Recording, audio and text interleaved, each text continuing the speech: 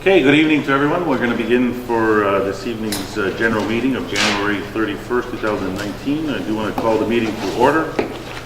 I have acceptance of the agenda, rules of order, follow-up from the last general meeting on November 17th. We have a presentation by Andawa Datwi on Bill S3. We'll provide an update on CBSA, an update on the cannabis regulations development, as well as we just wanted to have a discussion on Bell Canada. We'll take business from the floor. There's a resolution that we need to entertain for this evening. We have a number of announcements, and then we will adjourn for this evening. So that is the agenda. I want to ask for a mover to accept. Moved by Tim, second by Julie. All in favor? All right, thank you. So just for this evening, Chief Toby is out sick, as well as Chief Carolyn had a family matter that she needed to attend to. So we have been recognizing members that have passed away in our community over the last, in this case, the last 2 months since the last general meeting.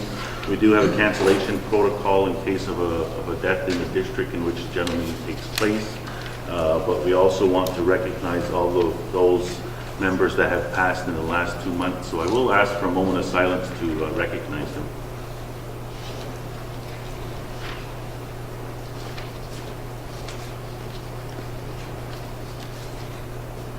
Thank you very much. So on behalf of council and myself, we extend our deepest condolences to those who were affected by loss in the last 2 months. So I will read the rules of order for tonight's general meeting. So our meeting will begin at approximately 6 p.m. and proceed to approximately 8 p.m., at which point, if the business continues, we will make a determination whether or not to continue past 8 p.m. Personal issues will not be dealt with in this forum. We ask that personal issues be dealt with individually between either yourself and members of council, or we ask that you please make arrangements to talk about that directly with members of council or myself. If you have questions or comments during the meeting, we ask that you please raise your hand, and I'll create a list of speakers or people to address council. We ask that you please keep your questions relevant to the presentation. There is a section on the agenda that allows for business from the floor, which is general discussion with members of council.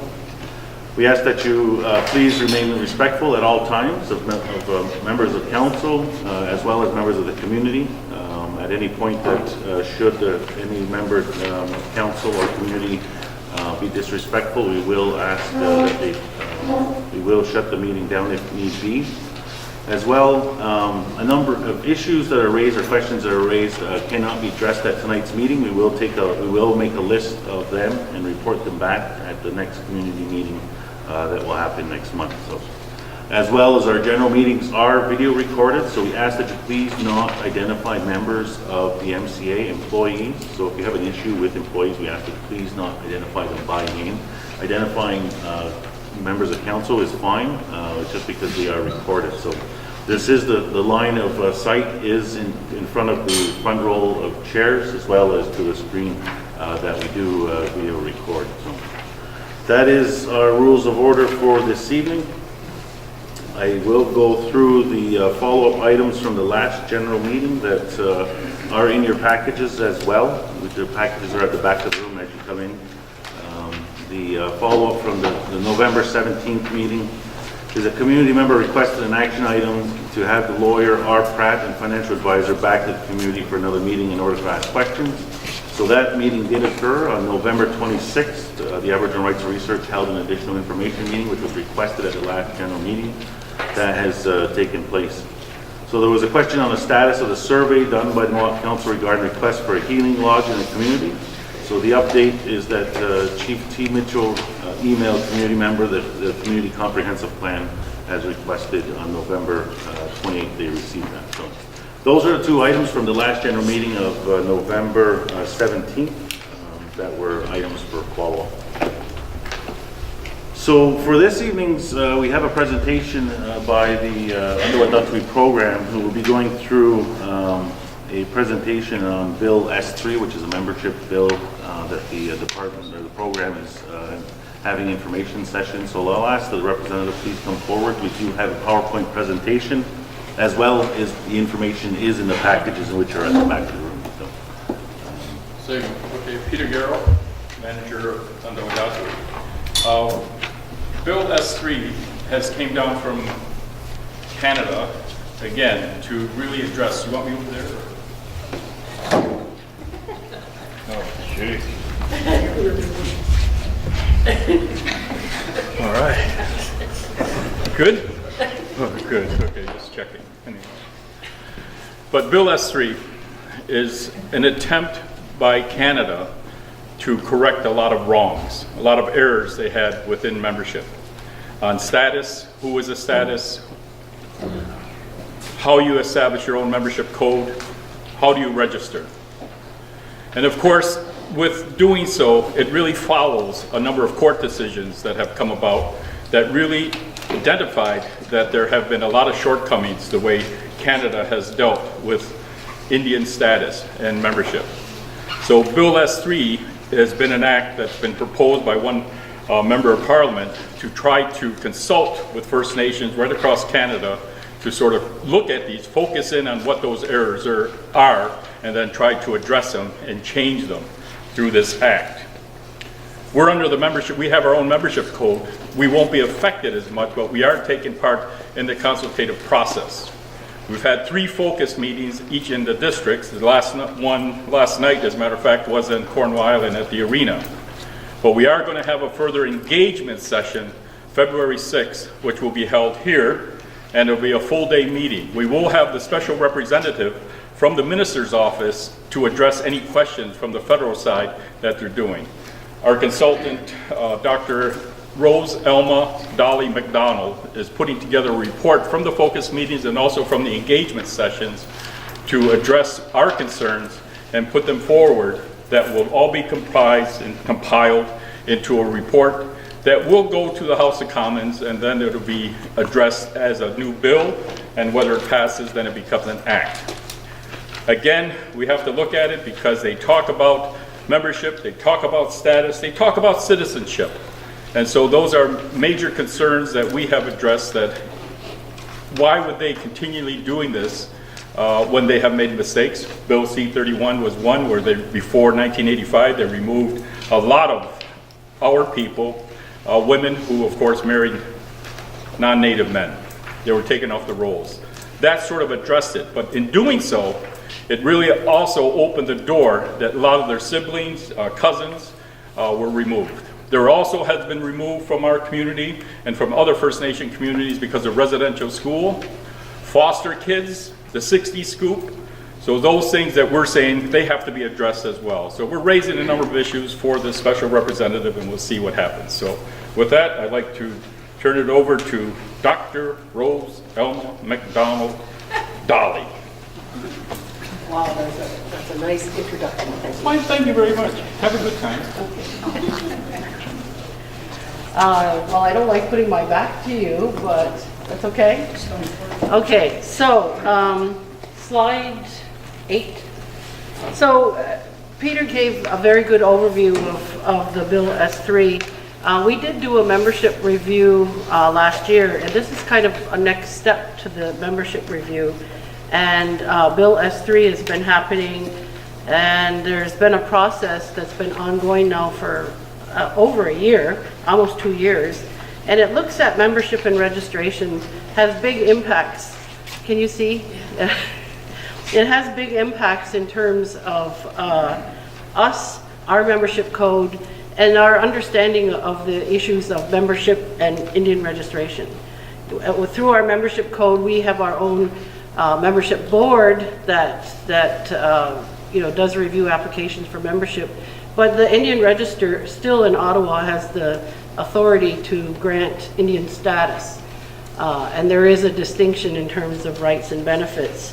The other thing that's part of Bill S3 is the Section 6 of the Indian Act that entitles persons to be registered, and there's the Section 6.1 talks about individuals who have 2 parents that are Mohawk, and Section 6.2 is for individuals with 1 person that is Mohawk or First Nations.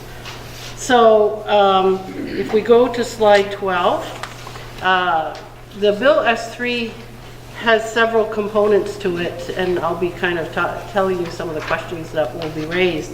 But Bill S3 goes back almost to 1867 in terms of when the Indian Act was first created, the Gradual Enfranchisement Act was created, and then in 1951 was the actual Indian Act. And so there have been inequities that have happened over the years because of Native women that married non-Natives and lost status, and then enfranchisement and other areas where people lost status, not by choice. So for example, if a woman married a non-First Nations person, they lost their status. Also, women with one First Nation parent lost status.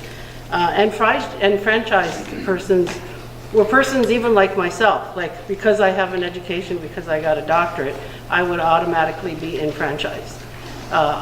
Individuals that were in the military or clergy, they would also lose status because they were considered self-sufficient. There was also the 60 scoop, where over 20,000 Indigenous children were placed in foster care and foster homes and adoption, and that's an impact in terms of Bill S3. And also the residential school, there was 150,000 First Nation children that were influenced and put into residential schools, lost their language, lost their culture, lost their membership, lost their home, lost their families. And then also there's the famous 1969 white paper that proposed the special legal relationship between Aboriginal peoples in Canada be abolished. And you know, some people feel that this Bill S3 is almost a revisit of the white paper. Okay, slide 14.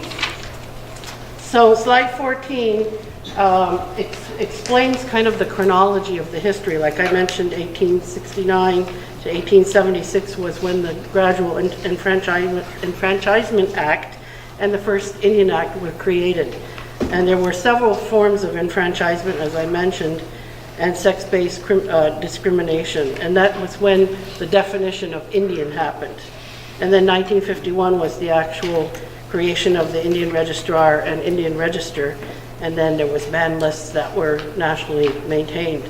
Bill C-31 in 1985 was when there was a court case where it was the case won, where women that lost their status could be reinstated, so women would no longer lose status after 1985. And then in 2011, there's Bill C-3, which also incorporated the children of women that had lost status. So an enfranchisement was abolished in 1985, and that's when the creation of Section 6.1 and 6.2 happened. So in terms of, you know, what does all of that mean in terms of numbers? Currently, there's 990,000 First Nations or Indian people that are in the Indian Register. I hate using the word Indian because that's their word, but that's the number that's in the Indian Register. There's about 510,000 that reside on reserve and about 480,000 that live off reserve. So the parliamentary budget needs to address not only the people that are currently on the Indian Register, but on the next slide you'll see that according to the 2016 census, 1.3 million non-registered individuals self-reported as having North American Indigenous ancestry. So if you look at what are the impacts of Bill S3, there's potentially 1.3 million people that could be asking to be reinstated. But I mean, they can't just come and say, well, I'm an Indian and I want to be a member. They have to prove, you know, their ancestry, and they have to prove that there was someone registered in their family in the past. But in terms of impacts, there's several financial impacts that are part of this Bill S3. If we go back to Bill C-31, you know, several women and their families were reinstated. So they were eligible for non-insured health benefits and post-secondary assistance that they wouldn't have been eligible for before. So the expenditures for Bill C-31 students increased from .9 million to 27.9 million between 85 and 1990. So that's a lot of money. That's, you know, a big impact. In 1989 to 1990, 41 million in Bill C-31 supplements funded housing units at a 30% of the total on-reserve housing expenditures. So again, with a potential of 1.3 million nationally, that's a big cost in terms of housing and infrastructure. And for non-insured health benefits, Bill C-31 registrants rose from 2.5 million in 1985-86 to 39 million in 1989-1990. So again, that's just Bill C-31, that's not Bill S-3, which goes back right to the beginning in the 1800s. So, as Peter mentioned, there was the Deschanel decision, and that went to the Superior Court of Quebec, and it was determined that there were key provisions of the Indian Act that were discriminatory. So there have been legislative amendments and changes proposed by the federal government, and that's part of what Bill S-3 is. So there's been a collaborative process, there's been an exploratory process that's been ongoing since about 2011. And so the federal government has already started to have consultations with First Nations organizations like the AFN, the Congress of Aboriginal Peoples, the Native Women's Association, the Métis National Council. There was information sessions that were held in September 2018. There were community sessions, there were regional events, there were online consultations. Actually, you can go onto the Indigenous Affairs website and they do have a questionnaire about Bill S-3, but you have to be practically a lawyer to do the questionnaire because it's very technical. They've also done expert panels. They've talked to the Indigenous Lawyers Association. They've talked to different organizations that have expertise about First Nations citizenship and membership. They've also talked to provinces and territories, and there has been 2 reports so far. There was a parliamentary report that was done last year that kind of gave a high-level overview of what they heard from First Nations and all of the different experts that they talked to.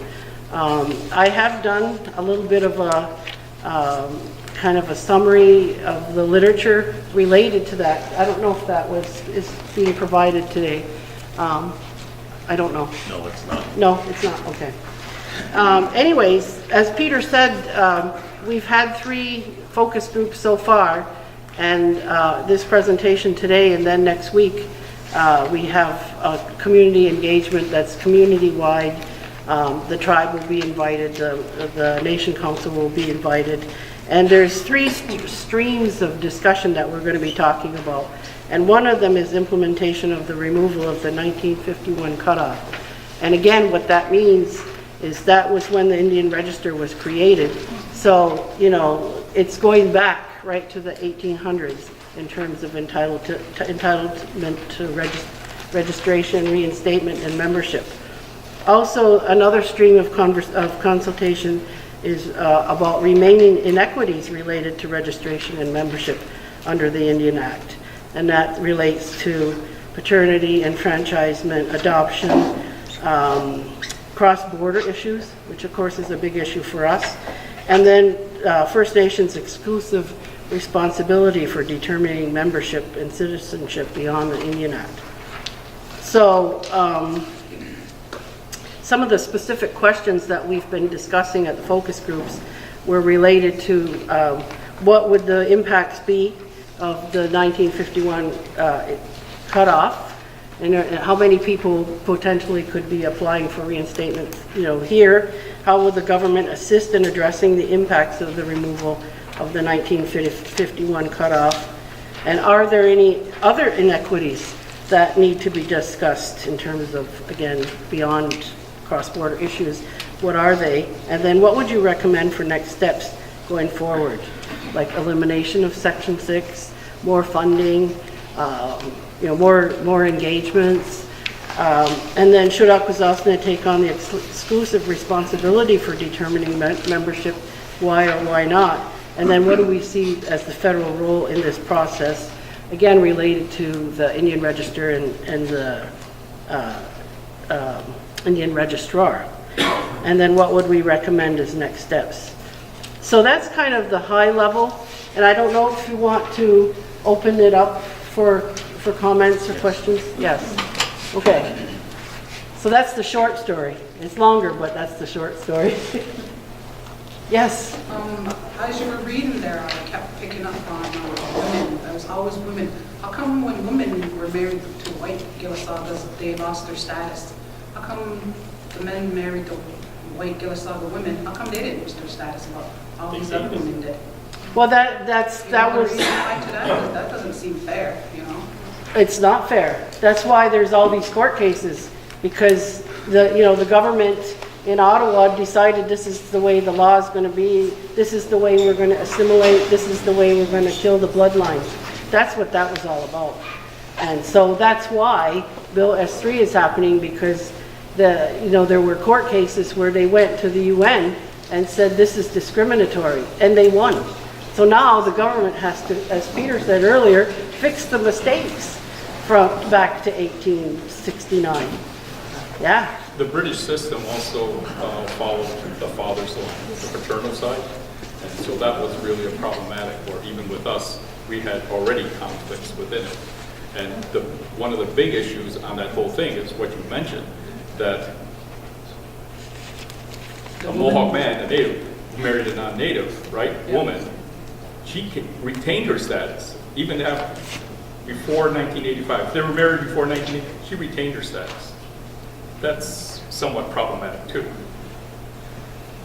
But it may seem like it's just the women that are the ones suffering the most because they lost their status. Yeah. But it's okay for the man to go and, I mean. Well, they lose their after status. 1985, that changed. But, there's still been that I think discrimination. it's all about tools, not letting Gilasagas get what they want. You know what I mean? Fight as people, whole native, move wings, but letting Gilasagas get what they want all the time. Cheryl. Yeah, go ahead. Yes. I have a question. You mentioned border challenges. So in these consultations that you're doing in the community, what are coming up for Akwesasne related to this specific issue? Because there's supposed to be minimal impact to Akwesasne. So when we write a report and we identify it connected to this issue, what are the border issues that are surfacing? Can you answer that, Yeah. Jackie? The discussion has been about border communities, because when it comes to who gets registered, if you have one parent, say the mother who resides in Canada, and then you have the father who resides in the States, then they were accepting them, they could be registered, but their children wouldn't be considered a 6-1, they'd be in a different category, they were a 6-2. So it's almost like they were discriminating and saying you only have one native parent. That's what that's about. We're not. What's that? Is it going to have a big impact on us? No.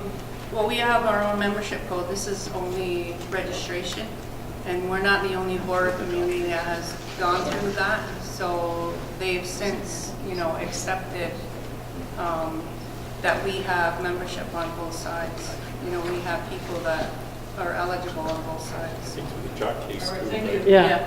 And through the Jock case, I think that's really where it started to have recognized we have an agreement, of course, with the tribe. Thank you.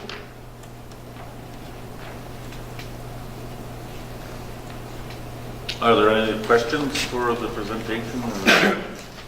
Go ahead. I was at the meeting in Snide, and we were trying to, the audience that was there, we were trying to figure out rippling effects. So your last meeting you had last night, I didn't make that meeting, but are we starting to identify some of the rippling effects that we think will impact us? Remember how we started to talk about could it affect health based on an increase in the non-insured? Are we starting to see anything outside of the ordinary that you may not be thinking about? Well, since the meeting in Snai, I did a little review of literature, which I presented last night to the members of council that were present. And so we are seeing, you know, that there's going to be impacts on uninsured health benefits, there's going to be impacts on education, housing, lands, because again, there's going to be influxes of, you know, new members that are going to be reinstated. But the other issue too that we talked about last night was the distinction between Section 10 and Section 11 communities. Section 10 communities are those that, you know, do their own membership like us, and Section 11 are communities like, say, for example, Kahnawake, that, you know, they don't have their own membership code.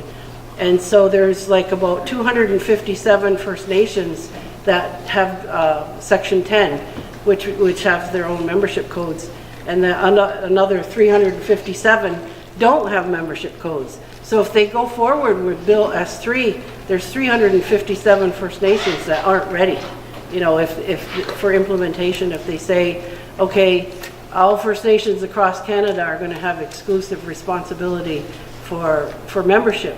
Well, what does that mean in terms of investment for capacity for those First Nations that aren't already administering membership? It's a huge impact. And so that's another kind of scary issue related to that. And you know, and there's also, well, again, the meeting to the report to Parliament is June 2019. So that's our opportunity for our voices today and next week in terms of what our concerns are. But, you know, and there's other First Nations that are also doing similar collaborative processes like us, but we don't know, like, if that's going to stop the implementation of Bill S3. Right now it's delayed. We don't know, like, what it means in terms of how people are going to be identified. If you go on, again, to Indigenous Affairs website, there's application forms on their website for people that can apply. So say somebody from here that doesn't qualify for membership can still apply in Ottawa for status. So we don't, you know, we've started to do some of the research on that. So again, to answer your question, from the meeting in Snide, I did start to put together, you know, what is the Indigenous lawyers' position on this? I looked at, and you had asked last week about the Indigenous advisory panel to Bill S3. Well, that Indigenous advisory panel is the Assembly of First Nations, the National Women's Association, and the Congress of Aboriginal Peoples. And so yeah, so there's kind of several things happening all at the same time. And I think, you know, one of the key things that, you know, Indian Affairs or Indigenous Affairs or whatever they're called now, you know, they're poised to divest and devolve Indian status, Indian membership, and the programs that, you know, would be impacted by that. So again, the financial and political impacts are kind of mind-boggling, you know, at the national level. Like, we might not be impacted as much here locally, but on the national level, we're talking about mega millions of dollars in terms of what happens after June 2019. Any final questions? So in saying that about the millions and millions of dollars, and not to sound crass or anything, why do we care about those other First Nations who weren't on board because of this pot of money? Well, is that part of the rippling effect? That's part of, it'll be a rippling effect for us because, you know, we don't know, like I mentioned, the impacts of Bill C-31, like the expenditures, like you know, they underestimated the impacts of Bill C-31. So they don't have the data to be able to estimate what the impacts of Bill S3. So everybody's going to, like, even though we have a set amount of money now, like, we don't know if that money is going to increase, and then by how much, depending on how many more people get reinstated, and then they might decide to put the monies in different pots, like we don't know how those formulas work. Not to sound kind of negative, but I mean, the government is going to do what the government's going to do. And, there's not limitless amounts of money. And But in not knowing that, we should point out the negative side of that yeah, oh yeah. in the report. Yeah, oh yeah, I totally agree, yes. Well, that's why, again, you had recommended at the meeting in SNI to kind of look at what was the other research. There were 2 reports to Parliament, and there's a lot of research in there that are kind of supporting what we're saying here. The big issues is going to be funding, the big issues is going to be rights, self-government, sovereignty, programs and services. There's a whole bunch of ripples. Yeah. Thanks, Helen. Yes, you're welcome. Okay, thank you very much for that presentation on that. And we do have a session coming up next Wednesday. Yeah, next Wednesday, the engagement session, of course, is going to be next Wednesday. It'll be here.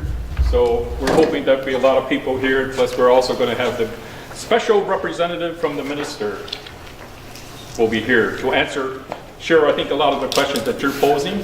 She'll be here, so I think hopefully you're going to be here, or people are going to be here to ask those questions to her directly. And when is that? February 6th, What time? 9 to 4 here. You're not sending this special rep a briefing, to prep them on anything, right? We gotta make them feel the written. God forbid. Concerns, right? Yeah, I wouldn't do it. Nobody, no, we wouldn't do that.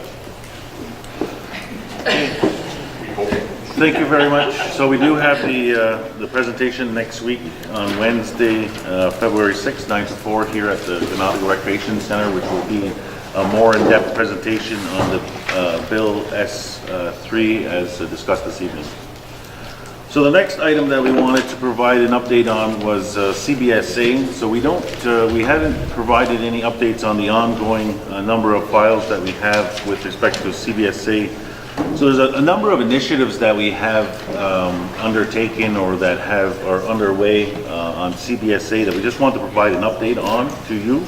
Unfortunately, there's no handouts this evening on this, but we will provide that to you verbally. So one of the things that we had been working with the CBSA was on the alternative reporting. So we had done an extensive community outreach to the community talking about alternative reporting and what an alternative reporting station on Cornwall Island would look like, and what the schematics, what the mechanics of that operating would look like. We've done, I believe, 3 general meeting presentations and 2 or 3 individual meetings on the alternative reporting. We did an online presentation as well. From following that, there was a few areas that were identified as being an area of concern. One was the identification or the registration process. So through that, they wanted community members to register to use the alternative reporting system. So there was lots of concern around that. There was concern around how the alternative reporting would be approved or not approved by the community. And then the other one was a card system that was which played in part of the registration. So we've done that work. We've heard what the community said. We have that has been placed on hold for now. That was actually probably over a year ago, I believe, that we did some of that consultation work. The other item is the creation of a domestic lane. So we have written the CBSA and requested that they look at the development of a domestic lane. So essentially a lane that would be at the CBSA specifically for residents coming from Cornwall Island and going into the city of Cornwall would use that lane. There was a few technical meetings to look at the possibility of what that means, and they were also looking at pulling together data of how many vehicles leave Cornwall Island and go into that, and how many vehicles are coming from the States to determine when the hours of high usage would be. So that work has went underway. Right now it's on hold as well until we take a better look at it and have some further meetings. So The other item in which we may have seen, there was a CBSA liaison position, a dedicated person that was working at the CBSA who was the contact person. That was initiated in 2011. In 2014, the position then became, was no longer a dedicated person in that position. It was, the responsibilities was transferred to one of the supervisors. Since then, since 2014, when that was reallocated to another individual and it wasn't a specific position anymore, they have just recently come back and notified us that they are going to be assigning the liaison position directly to, or specifically to somebody who will be dedicated to doing just that work and outreach work. At the same time, from around 2011 to 2014, the MCA had employed a person to be the MCA liaison as well. So the CBSA had a liaison, we had a liaison. Since then, unfortunately, that position for the MCA was dissolved, and that responsibility has been was for a short term assigned to the Justice Department. Now it ends up on one of the district chiefs with dealing with. Currently, we are looking at, we are in a process of writing the Minister of Public Safety as well as Border Security. There's two ministers responsible for border issues, looking to them to provide us resources to be able to staff an Akwesasne person, being that CBSA liaison again. So you may remember Mr. Benedict and then Mr. King were some community members who were the liaisons, CBSA liaisons for a while. We're looking to find some funding to reallocate to them. We had some conversations about pre-clearance. So when we talked about alternative reporting, we also talked about pre-clearance. So pre-clearance is essentially legislation that Canada has implemented, the United States have implemented to allow for Canada Customs officers to work in the United States, as well as allow for U.S. Customs officers to work in Canada, and also to do inspections, carry out their duties. So there's legislation that was introduced during the era of Obama in the United States at that time. Obama and Trudeau signed an agreement. They've introduced legislation to allow for this pre-clearance to happen. How that ties to our community is that through that pre-clearance legislation, that gives Canada the ability to relocate the Canada Customs into the United States. So specifically here from Cornwall and next door to the U.S. Customs. So that we have written the minister and asked what the status is of moving that, potentially moving the CBSA to Roosevelt Town. When we talked about alternative reporting, that was something people said, well, why are we putting all alternative reporting in? Why don't they just relocate the U.S. Customs, the Canada Customs to near the U.S.? Solves the problem of having to go to Cornwall and report. That was one of the other things we heard. So we have written the minister, we have actually approached the minister in person a couple times and asked him what's happening. You have the legislation in place, you have the ability to put a Canada Customs in the United States, a facility.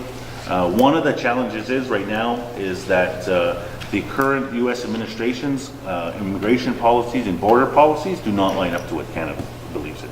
And you'll see that we've had in Canada, they've seen lots of immigrants from the United States going into Canada. That's because of the current U.S. administration and their beliefs on policies. So, which then puts a bit of a damper on, Canada and the United States do not see eye to eye on border issues, on border security. So building a customs station in the United States is probably unlikely as long as this current U.S. administration is in place. So that has been one of the dampers on that. And there was a report that was commissioned by the Department of Indigenous Affairs or Indigenous Services about a year and a half ago, 2 years ago. There was a special representative identified to study border issues for First Nation communities, and that report was, that individual, his name was Fred Caron. He traveled around to communities across Canada, engaging with border communities and communities affected by the border. He spent a lot of time here. He's actually one of our federal negotiators on the Wet'suwet'en process. So Fred Caron, who was hired to do this engagement session, is well aware of Akwesasne, our community, and the challenges that we face being a border community. So he issued a report to the government of Canada, And one of the recommendations in there was that the Government of Canada look at making the status card machine readable. So, you know, as you know now, when you present the status card at either Canada Customs or US Customs, the officer ends up keying in the information manually. One of the things that the report said is that the government should look at making the status card machine readable so that you can just swipe it through, because everybody uses the status, well, not everybody, but a number of our community members passing through use status cards.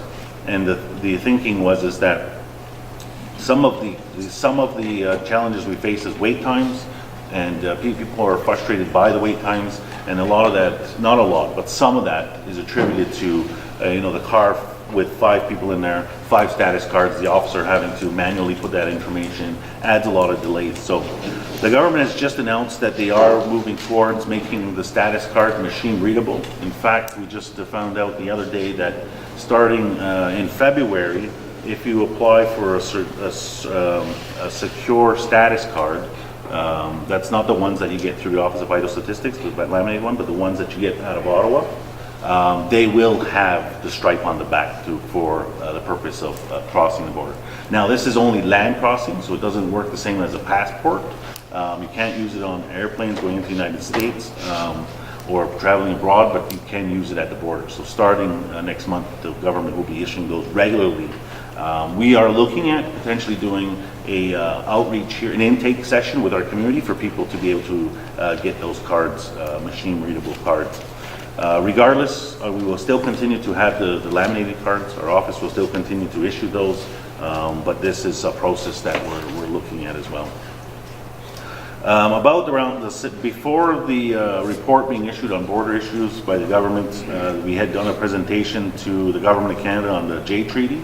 We were asked by the Senate Standing Committee to present to them about our community and the Jay Treaty specifically, and the impacts that our community faces by Canada not recognizing the Jay Treaty. So we've done a presentation to them. We've recently done a presentation again about the Jay Treaty and border impacts to another Senate Standing Committee who was looking at a bill about entry-exit information. So we've done 2 or 3 presentations to the government on the Jay Treaty. Recently, the CBSA has undertaken. They've hired a consultant that does design lab, not studies, but design lab exercises. So design thinking is essentially a methodology of where the individuals that facilitate the design thinking take complicated situations, and they're generally, they are a third party, so they don't have an interest in either of the parties. And they conduct a series of interviews to find out what some of the really challenging mechanical or physical or problems that exist in scenarios, and they work with the partners to find solutions. So the CBSA has undertaken an initiative right now to start beginning doing interviews within the CBSA to look, and as well as within the community or within the Mohawk Council and the community to look at examining what some of the challenges are, and then they're going to look at the legislation and be able to make recommendations to the parties to find solutions. So that is an initiative that they have undertaken. We've recently met with Mark Miller, who's a member of Parliament. He's also the parliamentary assistant to the Minister of Indigenous and Crown Relations.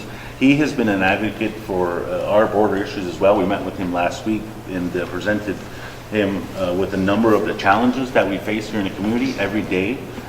Reiterated a number of the points that we have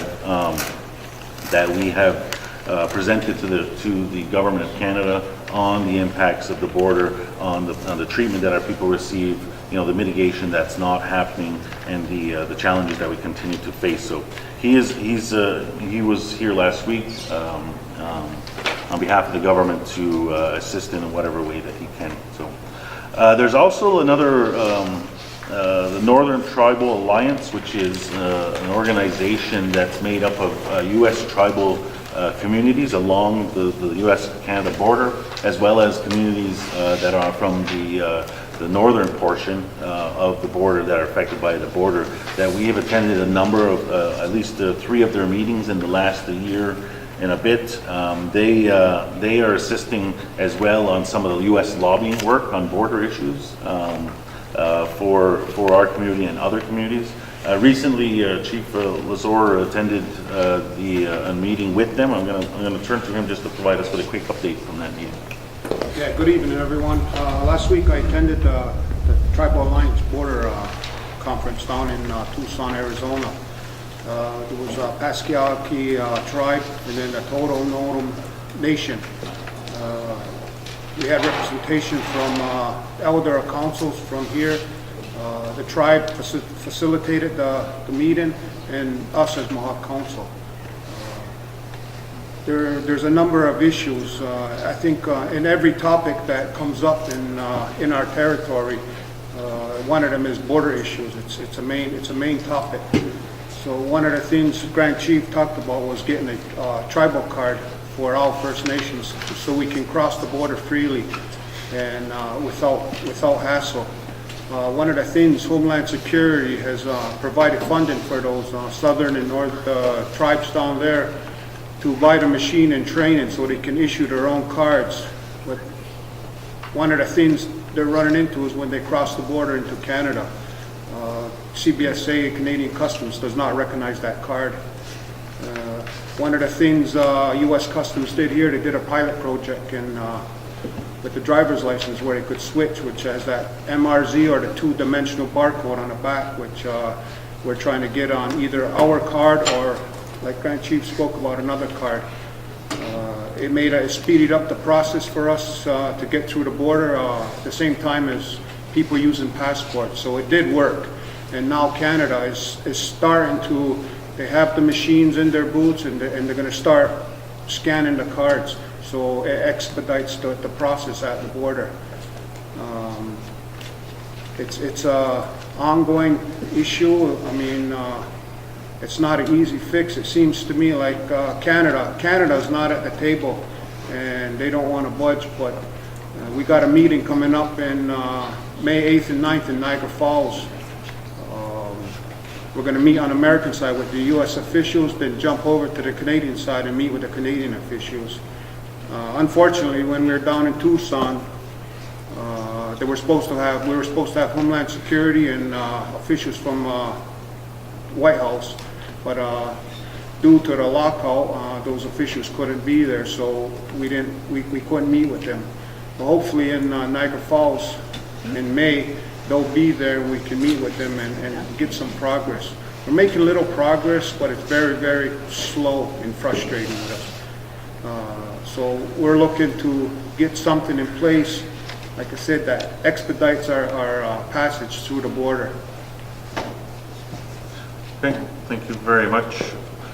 So we will provide a written report on a number of these with more in depth, but we wanted to just go over a few of the initiatives that we have talked about at different points in time, either through updates or through written correspondences to the community on a number of the different files that we have been or had worked on with respect to the CBSA, and give a high-level update and report on them. So, are there any questions on that? Yes. So you answered most of my questions that I was taking notes on. This card to use to report was placed on hold. You didn't give a reason why. Does it tie into along the lines of some of what you're talking about? The card, sorry, the card? When you talk about the issues with CBSA, you said you said been working on a card to use to report, but it's been placed on hold. You didn't say why. No. So part of the alternative reporting was a specific card for the use of the alternative reporting. So the whole alternative reporting file has been put on hold, including that. Okay. But that card was only for that purpose, okay. Right? Was for the purpose of crossing using that station that potentially could be on Cornwall Island. It wasn't a card that we could use in Ogdensburg or anywhere else, yeah. Right? Or fly with or anything like that. So. And then my last question is, on this design lab, it said complicated challenges, and then you mentioned mechanical and physical. Yeah. And I didn't quite catch if you gave an example of any of it. But my question to that is this design lab, does it look at, you said mechanical and physical, does it look at the human resource side Yeah. The human side of the people that are causing the problem, so to speak, how they treat our people. Yeah, no, absolutely. That is part of it as well. And the other one is the legislative challenges. Because for Canada Customs, they don't, a lot of the legislation, well, actually all of the legislation that they implement, i.e. the immigrations or the Tobacco Tax Act or the criminal code, it's not drafted or drawn by them. They only implement it, right? So when there are challenges around some of those things, it's not, like sometimes it's Justice Canada or Immigration Refugee Protection that deal with those things, not the CTSA, right? So But the perception is it's them. that's right. So part of this interviewing process will include people from those interested department agencies as well. Oh, that you can address things to. That the consultants will be meeting with them as well. Oh, okay, all right, okay, thank you. Yes.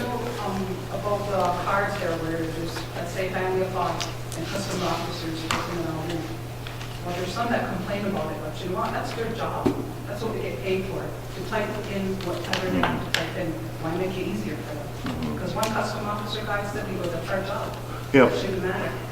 No, we know As that, long as but people have ID, Yeah. they have to type that in anything. well, I mean, it's not. It's all about making it easier for the layman. That's what it is, really. Well, the other side of the coin is when there's 5 cars with 5 people in it, and that's 25 cars.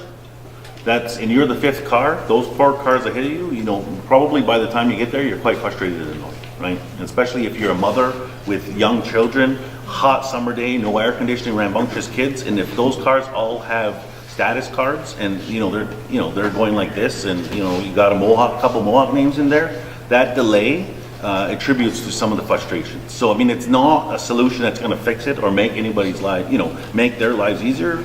It's a way to help mitigate some of these things. Right? That's the thought behind it. But so yes. So it's actually a little more secure because, in the past, there's like fraudulent status cards that's out there. Was in Ottawa yesterday and they showed us the card. It's actually pretty secure. So it'll cut out a lot of the fraud. There is a lot of, so some of the presentation that we were talking about earlier, and when we talked about, the expansion of the Indian Act, our people are, and in a lot of the communities are, genuinely concerned about people who are not entitled to these cards using them, right? So exactly what she's saying, the security of them is important as well, because, the laminate card, you wash it once, the thing flips off, next thing you know, somebody who lives in the area, i.e., Cornwall, Messina, or Brazier or something, is using a status card of, their friend who they go to school with. So that's not cool, right? I mean, this creates integrity issues as well for us. So this is a way as well, and we've heard in those presentations that we've been having, people do not want people who are not entitled to show those to be using them. So it's an element, but it's not all. So we'll provide something in writing to highlight a bit more about some of that in depth to you, and we'll make it published in our means of communication as well. All right, so the other item that we wanted to give an update on, and we know that this has been ongoing work that we have been doing here, is the development of the cannabis regulations and the cannabis industry. As we know that Canada has made the cannabis legal. In the next few months, the provinces will be rolling out their regime of how they will retail cannabis in Ontario and Quebec. And so here in Akwesasne, we have been working. There's been a committee of chiefs working to, working on the regulations. We do have interim regulations now, but we do need a process to accept applications and issue licenses under that interim regulation, as well as we need to roll out the comprehensive community phase of developing a cannabis law. So I'll turn to Chief Rompoint, who's going to give an update, who is a member of the committee, as well as Chief Francis and Chief Lazor are committee members as well of the cannabis working group. So we'll look to Chief Rompoint to provide us with an update. Just to provide a quick update, we participated specifically in the design of the licensing application, and it was a quite extensive procedure to developing it, because we wanted to be sure that we covered a lot of aspects in actually building the design of the business model, the ideal model for it, once we became ready to launch it. And that kind of explains why it took that much more time than usual to get something going in a first draft. So 2 weeks ago, we completed our first draft, and it's been under review by all of council. And next week, we'll be discussing the revisions that are going to take place to further tailor it specific to our unique district and communities that we have here. And during that, also, we're running some developmental scenario analysis on the 3 districts and how it would show a social impact, if any, and kind of analyze it from there to see what the outcome is going to be on it. As far as the regulations and the laws, I could turn it over to Chief Lazor just for an update on the cannabis law and where it's at with regards to the Justice Department and its development. That's you there. I know. Oh, you, oh. Hello, everyone. Thank you for coming tonight. So, to continue with what Chief Brockpoint has indicated, we have been working on the application, and we're working on what the components of the business plan will look like based on the application.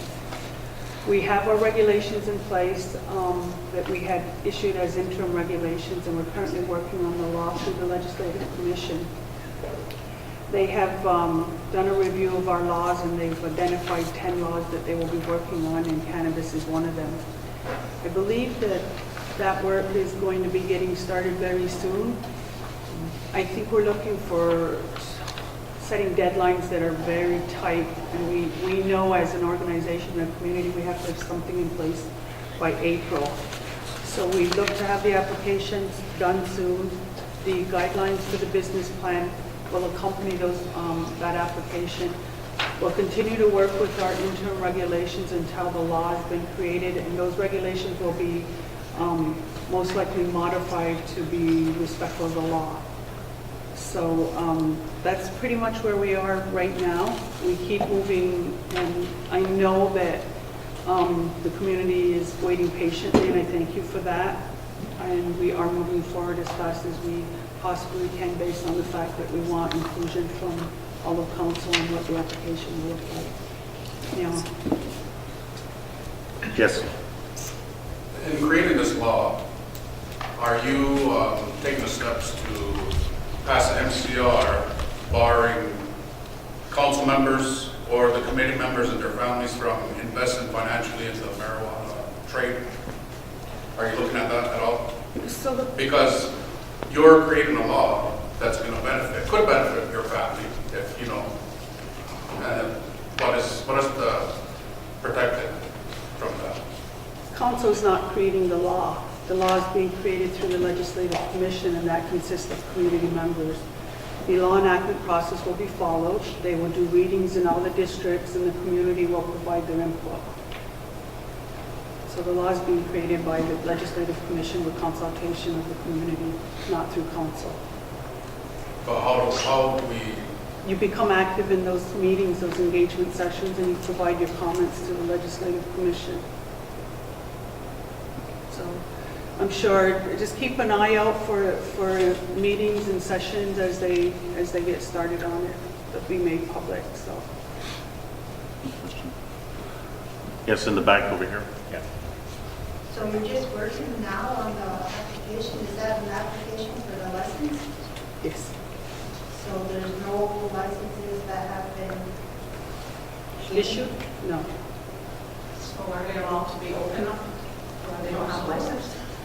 Well, currently, right now, the stores that do exist on Novick, we put a call out to meet with them, and some of them had attended back in December. We had a discussion with them and an update on where we were with the draft and everything on the licensing application. And we went, although there's been a lot of speculation of what they've been selling, again, we don't go on speculation, so we took the matter to the best of our abilities with public safety to deal with this in a more diplomatic manner. And we went and we basically conveyed to them as well that, you know, as an honor system, we're trusting that they're doing their business without the products that are deemed to be under the licensing regime not being sold at this time. However, if other areas are developed by our public safety, such as like AMPS, for example, was to do some sort of controlled purchase, and once the applications are finalized, a final draft and put out, then those businesses technically would not be qualified to be licensed. They do understand the interim regulation they have. The business license they have is just basically a DBA to open up the business. So it's not, they're not advertising the sale of cannabis products, such as the dried herb specifically, which is what the whole recreational license is all surrounding. So that's kind of where we're standing with the business owners in that manner. But again, as I stated earlier, the scenarios that we are running, we're looking at the social impact of how it affects the community living around it. So we have to, there's other, you know, it's becoming really complex when we look at it like that, given our unique multi-jurisdictional area. How long does it take for them to get a license? Is it a long-term Well, process? once we get the license application narrowed down to our specific territory, we're estimating at least 30 to 60 days to review. But there's still a lot of internal mechanisms that we need to have a discussion on. It could take a year or more? It could take about a year or more? Oh, no, not that long. Okay, we're going over here for a question. A while back, a public statement was made by council about the transportation of that coming through the river pipe. Is there a retraction going to be made to how that played out, to the public perception of how that statement was made, making it sound like you could take that from the boat from here to Snide? It came out in a press release. Yeah? It was on the air because I asked community members if they heard it the way I read something that came out. And they said they had heard it on the radio. I don't recall. Do you recall that? I know that the interim regulation speaks to licensees having to identify how they get their product to their location, specifically Snide St. Regis, because we do not want to be in a position where we license a dispensary in Snide or St. Regis, and then they think that, you know, their product is just showing up at their store, specifically going through the United States. Now that you said that, it said something about a designated route. That's right, yes. By MCA. Well, it would be an approved route by us. Yes, So that's if how we it were said. to issue a license to a dispensary in Snide, we would say, how are you going to get your product here? They would say, you know, essentially we're going to stay in Canadian waters and get it here, right? That's what that whole provision in the interim regulations is about. Because we When it came can't, out on the radio, the way it came out, similar to what you just said, it made it sound like open border. So every law enforcement agency in the sky is probably going to watch the rivers now. yeah. That's why I'm saying, is there going to be a retraction, maybe Well, to clarify it? Yeah, we'll have to, generally they read off of our press releases. Well, we can take a look and see what it said. But I mean, that's what that whole designated route is about, is identifying how you'll get the product, you know, legally from mainland on the northern side to locations in Snide or St. I Regis. think it came out in November. Yeah, it may have, yeah, no, it would have been probably October, before the October 17th. Yeah. We'll go back over here. Was there a question over here? I just went back to what she's saying, that was out there in the paper, and it almost stated that you would have a person that would direct this person, you know, where to go, and what kind of insurance would you guys have on that person? Because you know, it's not just the people that are following the law that are going to be using that road. If that person should get hurt, or something should happen to that individual, are you going to have insurance on that ground? there's no, I mean, the intention is that we will not be delivering this sort of stuff, so it will be for the, that, again, it's how they will get the product from mainland to Snai and St. Regis. And the reason that we have that in there also is for liability, so that if somebody says, I'm licensed by the MCA to sell, and they, you know, they get a supply, say in Cornwall at the post office, or, you know, the Purolator or whatever it may be, and then they try to go through the US Customs, well, I got licensed by the MCA. Well, you know what? You may have a license by the MCA, but according to the regulations, you have to have approved route, so you can't say, you know, it's not, you're not being, you know, you're not being oblivious to that the United States is still strictly prohibited, prohibits cannabis in all quantities, right? So that's why that's designed that. But if the approved route is the river, Just by that statement, are you opening up the... Yeah, but the risks, I mean, arguably the risks of that is the same as driving, right? I mean, it's increased, but there's still a risk, right? Driving a car, there's a risk that you're in danger. You're driving a boat, there's a risk that you're in danger. So, I mean, it's not, we're not taking any liability for that, but we just want to ensure that people are aware that they cannot go to the United States with any of these products and try to say that they're licensed by it. That's what that whole route is designed in there. That's the biggest subject matter when I discussed earlier, the social impact analysis of the districts. That's the biggest challenge right now with this one we're talking about, because it's got such a domino effect of different things that could possibly take place. Can you speak up? Or stand up, or something? People here and over there can't hear. Can everybody hear me? Great. So yeah, so the social impact analysis is what you're describing here today. And there's other effects that can take place as well, not just on the river. You look at it logistically for the social well-being of the district of Snai and St. Regis, for example, entering and leaving the two districts. Well, if it gets looked at as an area where, as you described, illicit trade that could possibly be taking place using this mechanism as a gray area, well then there's a possibility of checkpoints that could be established. Now those are the things that we're having that discussion on. So we have to look at all of these things and how it plays out, taking into consideration the southern portion of Akwesasne, creating possibly some dialogue with the tribal council and have this discussion and looking at how it will play out. So that's why things are taking a little longer than expected.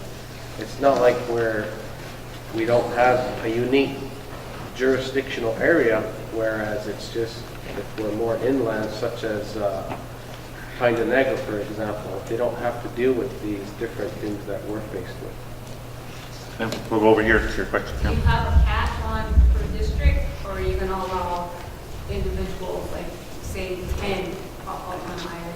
That's good? Again, or you got a cap on it? Well, that's another area we're looking at as well. We talked about that. When you think about it demographically, does the population in each district, how many stores does it support? So that's another discussion we're having. So for example, just hypothetically, Ganadago, the demographics of it, does it support 1 store or 10 stores? So these are, I know that's drastic, but you gotta look, we're looking at those measures as well.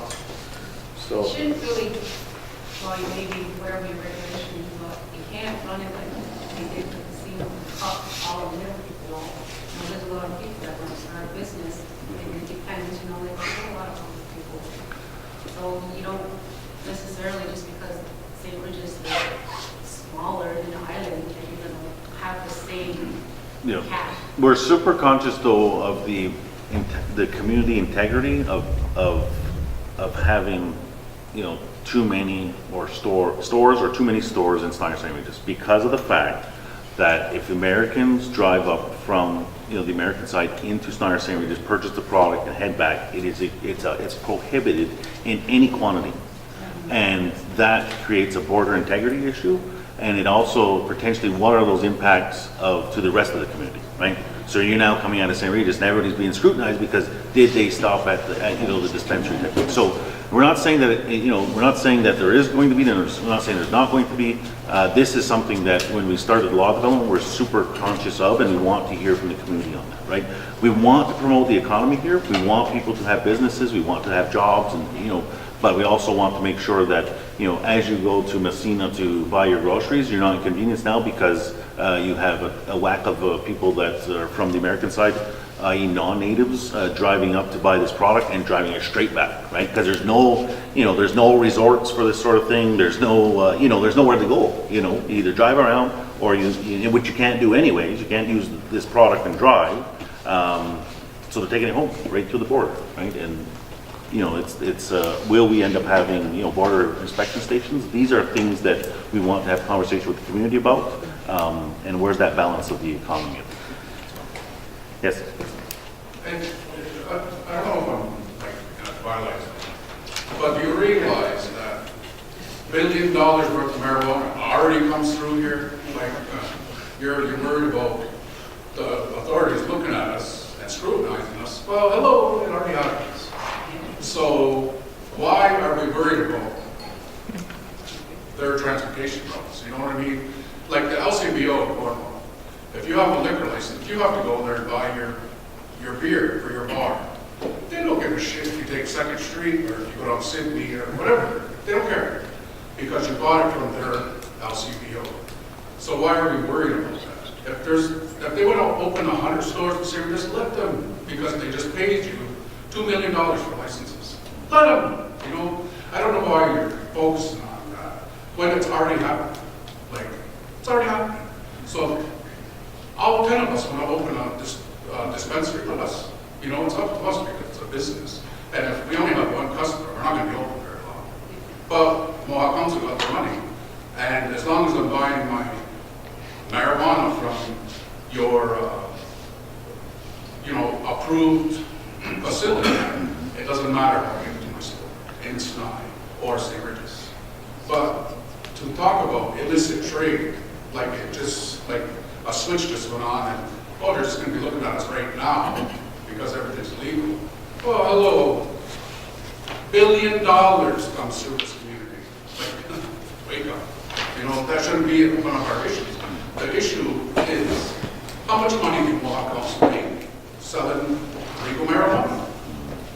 That's the thing. Yes. So through the law development process, we welcome, as mentioned earlier, to the community to have these conversations about that. We have to find what that balance is, and the law development will stipulate these sort of things. Is there a benefit in having an all-out ban? No, because that's not going to work, right? Is there a benefit to having all-out, free-for-all? I'm not sure, that's something that the conversation will have, the legislative commission will have through the law development process. Are there any other questions on the cannabis presentation and update? Yes. Just one more. Chief Rumpoint, you mentioned the social impact analysis. Will that become part of what you ask and seek in the forms for the community feedback to contribute on the social impact analysis? Yeah, once I complete the final design of that, then once the cannabis application gets at the final draft, then I would like to propose scheduling a special focus meeting with the community to discuss it page by page to get your input, because that would, in my opinion, that would be the true final draft based on your input to include in it. Because one thing I would not like to see is for us to proceed and have it look good, but not be looking at it from a certain perspective from the community side as well as the private sector, being the entrepreneurs from your side. So that is, we're going to get it as far as we can to tailor it specific, so we could reduce it right down to your input, and then from that point we're hoping we can take it there, complete it, and we're all on the same page with it. Because the last thing I would like to see is to surprise you with something that's going to affect the private sector or affect the communities in those districts. So trying to keep it as well balanced as possible. Thank you. Yes, over here. I got a few surprises, a couple of shocking honest. Maybe I might get a license from Snoop Dogg. You go online, How do you, say with these dispensaries and the CBD, say I want to go into internet sales in Snide. I got a 10,000 square foot building. I got people in California. We can stop that thing and go internet sales. Now, I don't know if anybody remembers the internet sales in cigarettes 8 years ago. I doubt it, but I do understand the law enactment process. That's going to take months, maybe a year. I don't quite understand the commission that's involved in this, the chiefs. I see some conflicts. I wonder what the vetting is going to be on us from your perch. I mean, some of us don't look like, wait, let me get to it. What's this thing you got? We're not in good standing. I ain't about to stand for anybody. But that's part of your setup and your fake news and your fake information. Who's the guy that says in the paper, since we're talking about boat roads, who the hell knows about boat roads? We're going to do that at night, because we know the river better at night than at daytime. Somebody in the paper, and I know exactly who it is, I'm going to wake up their mind, says if people were to purchase recreational marijuana in Snide, go down Cook Road, and go to Bangor, or go to Malone, or go to Canton, would the Homeland Security come in and stop these people? Who in their right mind invited Homeland Security? I know who. I'd like to hear it from you guys. I don't dwell on what's in the paper. If you want to see what's going on in the whole spectrum of what you guys are trying to get to, pick up the paper in Gunawaga. Go to Oka. Oka, they got 4 or 5 stores. Hell, the Hell's Angels got a store open. In Gunawaga, they're beating their heads like you wouldn't believe. The peacekeepers don't carry guns. But 20 of them jumped on 2 stores and beat the shit out of them because they opened up a dispensary. Now, I know there's 10, maybe there's a dozen people that want to open stores at Snide sandwiches. Now, who's going to come and beat us up? I keep telling the guys that want to do it, go ahead, open up. We want to see who's going to beat on their heads. RCMP, your so-called sandwiches police. I mean, I have a lot of questions, and I know you don't have the answers. You have a lot of questions. We have the answers, like the gentleman sitting right here. $1 billion, maybe $1.5 billion, marijuana and cocaine go back and forth. And we're sitting there with our head in the sand, right up to our feet, wondering, well, we're going to design our application. What, $2,000 for an application? I beg to differ. I want to know, is it going to be one of these 70-page applications? Or you're going to give it to that individual, but some of us that come to you ain't give. It's not a question of, do we get 10 in Snide, do we get 10 in sandwiches? I've been to that argument before. Do we get 5 cereal machines in sandwiches? Do we get 10 cereal machines in Snide? I know the game.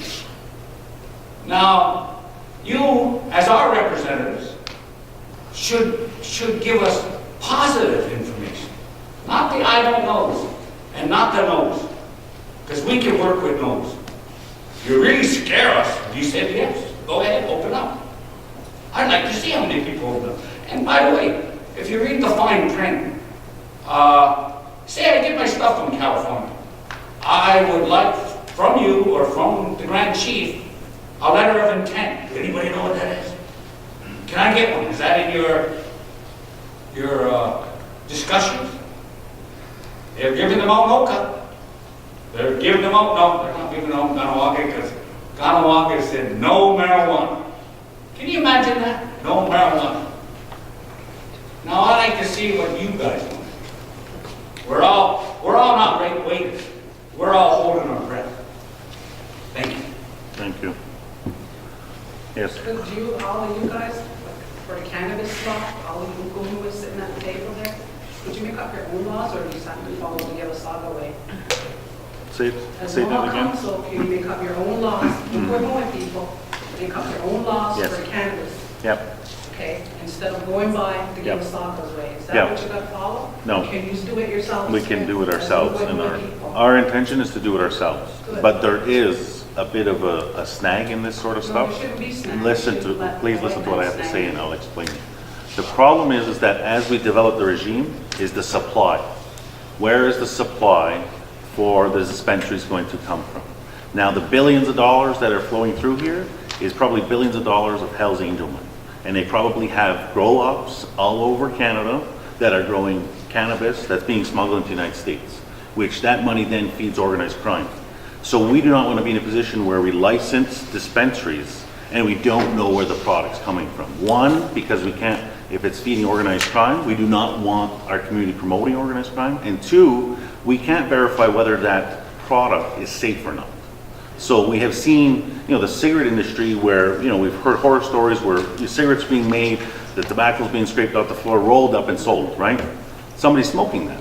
The same thing in cannabis. Do we want our authorized stores selling cannabis that God knows what they're spraying it with, God knows where it's grown, God knows anything that's in there, right? So that is a big challenge that we have right now is, sure, give a license to, ABC store in Akwesasne under our law, but where does the product come from? So we are working right now to find a political solution to that so that we can say we authorize a community store, we have a way of they have a way of getting product that is regulated, that is safe, and is not part of organized crime.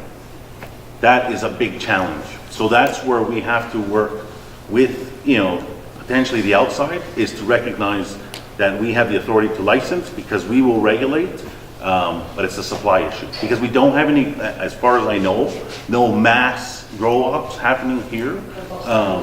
Well, and that Seven Leaf is a medical right now, but also follows under a different guideline as well right now. So we're trying to see if there's an opportunity for on-reserve grow facilities to sell to our stores. That's one of the big problems here. So the guys that perhaps are selling on Cornwall Island or everywhere else, where are they getting their product from? It's like, are you gonna buy from the guy that's selling milk that you don't know how, things like that, That's a concern that we have that is on our mind as well as we roll out this development process, right? So why concentrate on the transportation? We're not. Because you're talking about routes. Yeah, well, that's, and again, as If they're buying from a specific license, place, that's where your comp is, true. That's a true compass. And it's really about the liability aspect, right? We do not want the person saying we're licensed by the Vermont Council and all of a sudden, oops, I crossed over the border, but I have a license, right? And we want, so that they say, we're gonna use the route, stay in Canada, that's fine. That's why it's in there, is to cover that. This is in Canada, right? The water would be the part of the Canadian route. That's all it is. It's not, 12 feet into the river and, it's just, and it's to cover that it's in there. If a business gets a license from you to sell marijuana, and they go into the United States, they're going to prison. That's right. And it's automatic loss of the license. Mm-hmm. And the people that buy it, whether they come from Brazier to Snide, they know if you buy weed here and you go home and you get busted with it, you're going to prison. It's not hard. Well, we'd be surprised. We see people drive down the wrong sides of the highway when there's signs that clearly say, do not go that way, right? So this is a reality, and that's not people from our community, but people that will come here to buy the products, right? So do they know they're crossing into Canada? Maybe they think that there's an authorized store in Akwesasne that's in the United States selling the product because you don't have a customs station in Snide or St. Regis. Right in, right out, boom, problem, right? So those are things that really do happen. And that's why we're looking to make sure that these possibilities are at least mitigated. Because if it happens, we've done the best that we can to stop it from happening. Was there another question? No? Go ahead. I know you don't have a dog in the fight, but are you guys looking to collect a tax or a fee on the purchasing? Are you guys still trying to figure out an equation? Like, say I open up a store and I got 18 sales that day, 1,800 sales. And I'm going to pay you guys $2 a sale, $5 a tax. Have you guys discussed that? Yes, we have. And it hasn't been, so in the interim, it says that in order to get a license, you have to enter into an agreement with the MCA for contributions, right? So as the law is developed, there will be a fee that we pay. But, it will not be a fee that makes your store or your business uncompetitive with everywhere else. Because there's no sense in paying a $10 fee to Akwesasne when it's $5 off reserve type thing. So, I mean, that is something that will be developed. But we're super conscious that the cannabis industry, as it's rolling out, the margins are very slim right now because the government is trying, the government's initiative is to legalize it but combat the illegal stuff. And, so if they put too much fees in there, it's defeating the whole purpose, right? So we're caught between the criminalization background of it or the making some money on it? You guys don't want to make money, you just want to stop all the bad people and the house angels and the rock machine? We're not going into this to make money out of it, right? We want to make sure that it's regulated. If there is money to be had, we want to ensure that the community collectively also benefits from it as well, right? Because we have seen the discrepancies in tobacco and on-reserve tobacco and off-reserve tobacco.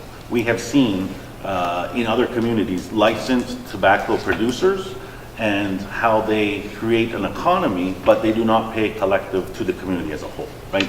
And we're not looking to, build a Taj Mahal out of fees, but we want to make sure we can say to the community that yes, there is a business there, it's regulated, and the splash pads are being built and operated by this sort of thing, right? So at least we can say the community benefits collectively, because we know how it is around, we don't want people saying, well, my neighbor is making millions and millions of dollars and off of our community and blah, blah, blah. We can say, you know what, we have a fee coming in and it's reasonable and they're employing people at the same time. That's the thinking behind it. Now, what the mechanics are, we don't have it, right? Yes? That being said, if the community tells the people that are working on this that this tax will be designated for this purpose, and we want it written into the law, the only way to change it 15, 20 years from now, and I'm using hypothetical, we want this tax of any revenues from the businesses to be applied towards, and I'm using hypotheticals, college education, post-secondary. And then it's hypothetically, it gets written into the law because the community wanted it into the law. And the legislative body says, holy, look at that, 300 people want this in there, and they write it in there. Then it gets passed into law, knowing the amendment process could take years or whatever. 15 years down the road, this tax builds to be a good amount, and it does help our kids with post-secondary who struggle to make ends meet. And then 20 years from now, the next generation say, well, we want you to consider the leadership changing that and amending that law to spread that out a little bit more if it becomes lucrative, which you're saying you hope it doesn't become serious lucrative, but maybe enough to make post-secondary education help out what we may lose in the future. So would the legislative commission be, at the end of the day, the ultimate people that write it into that law, and then we get to vote back on it? Yes. Yeah, through the legislative process that exists, as it exists now. Yeah, that's something to think about for the community when they provide feedback then. If there's going to be a tax regime attached to it, then we can say we would like it written into the law that it be specifically designated for this purpose. For this purpose, yes. Yeah, over here then. Thanks. Yeah. With that being said, who's going to audit these funds? Like if you're going to have this money coming in from all the businesses, that's including the Tim Hortons and all those, right? You can't just go after one business and tax them. You got to tax them all, right? So who's going to audit this community fund? It's not going to be MCA. You've got to have somebody, individual body, auditing this. So to make sure that the funds that the people are paying, we're not using Indian money to go in and pay these things. So that everybody knows that that's going into the community. Yeah. No, I mean, what we're talking about is a bit more of the mechanics than we have, at this point figured out, but it's a good point. And there are some other, there are some mechanisms or structures that we could look at implementing to do specifically like that, right? I mean, it doesn't have to be paid to the Mohawk Council, or they could automatically transfer to, a specific fund that's administered in a specific way, right? I mean, this is long term, right? I mean, the problem is that, I think that the real benefits are either going to be had at, the grower, the production end, or major facilities, right? I mean, so if there's a small store that's, selling, $1,000 every 3 days or a week, right? we're not painting a new building out of the fees coming out of that, right? So, I mean, that, if there are those opportunities that are had by community businesses, we want to make sure that the abilities to do that. I mean, this is not, for the very foreseeable future, a big cash cow, right? We're not going to start making millions of dollars off of authorizing stores to sell cannabis, right? In a couple years, maybe, because the provinces will, at some point after 2 years, be able to levy provincial taxes on cannabis, which then will drive the market, drive the price of cannabis higher, which creates the opportunity for on reserve even greater. Right? That's the tax saving advantage. That's in 2 years though, because the provinces will not charge taxes, provincial tax on cannabis for the first 2 years of its What I'm regulation. saying is if the people are putting that money in for the community, that's where it goes. Yes, yeah. And that's where the audit is. It doesn't go into the council wages or council, anything like that. It goes into the community. Yeah. No, and this whole regulatory is for future growth, right? And potential large operations.